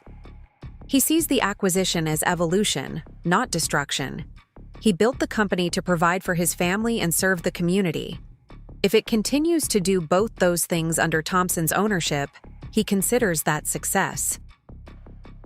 This revelation clearly shocked my father. His relationship with my grandfather had always been complicated. Respect mingled with an ongoing need to prove himself worthy of the family legacy. He really said that? The vulnerability in my father's voice was something I'd rarely heard. He did, I confirmed gently. He also said you inherited his stubbornness and his loyalty, even if you show it differently than he did. My father fell silent, absorbing this. My mother looked between us, her expression softening slightly. When would these positions start? She asked, the first practical question any of them had raised about the offer. The Renaissance Project will be publicly announced next week, I explained. Staffing would begin immediately after that. There would be a transition period, of course, but Thompson is eager to move quickly once the announcement is made. And if we refuse? Daniel pressed. What happens to Rodriguez Construction then? The acquisition proceeds regardless, I said honestly. The company assets, contracts, and most employees transfer to Thompson Innovations. The Renaissance Project moves forward with or without your involvement. The bluntness of this reality check hung in the air between us. For the first time since I'd arrived, I saw genuine uncertainty in Daniel's expression, the dawning recognition that his assumed birthright was truly gone, regardless of his decision about the offered position. We need time to consider this, my father said finally. It's a lot to process. Of course, I agreed, standing to indicate I understood the conversation was concluding. William Thompson would like your decisions by Friday before the public announcement on Monday. As I moved toward the door, my mother suddenly spoke again. Emily, wait. She hesitated, then asked, Are you happy with your work at Thompson?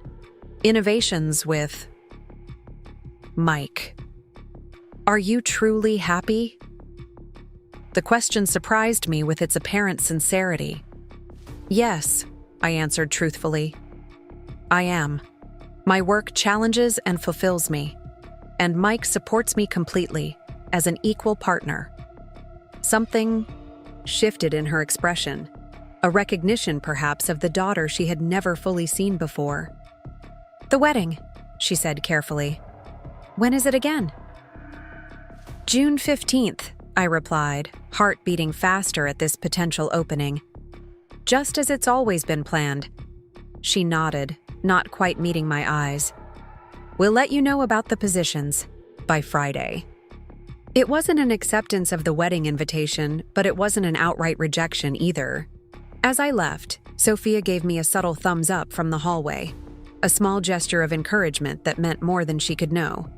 In the car, I finally allowed myself to exhale fully, releasing the tension I'd been carrying throughout the confrontation.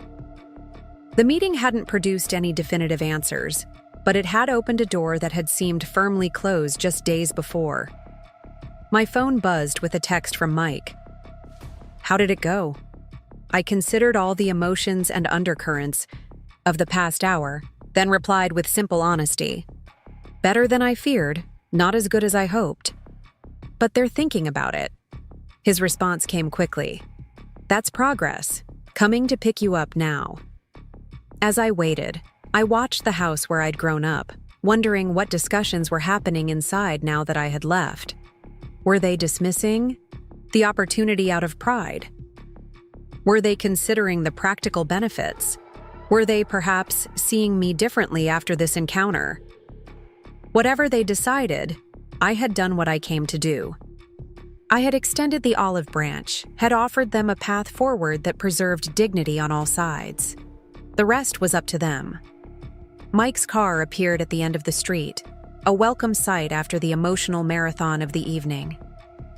As I walked toward him, I felt lighter somehow, not because everything was resolved, but because I had acted according to my own values rather than others' expectations. Whether my family chose to be part of my future was their decision now. I had done all I could to keep that door open. The peace that came with that knowledge was its own kind of victory. Up next, you've got 2 more standout stories right on your screen. If this one hit the mark, you won't want to pass these up. Just click and check them out.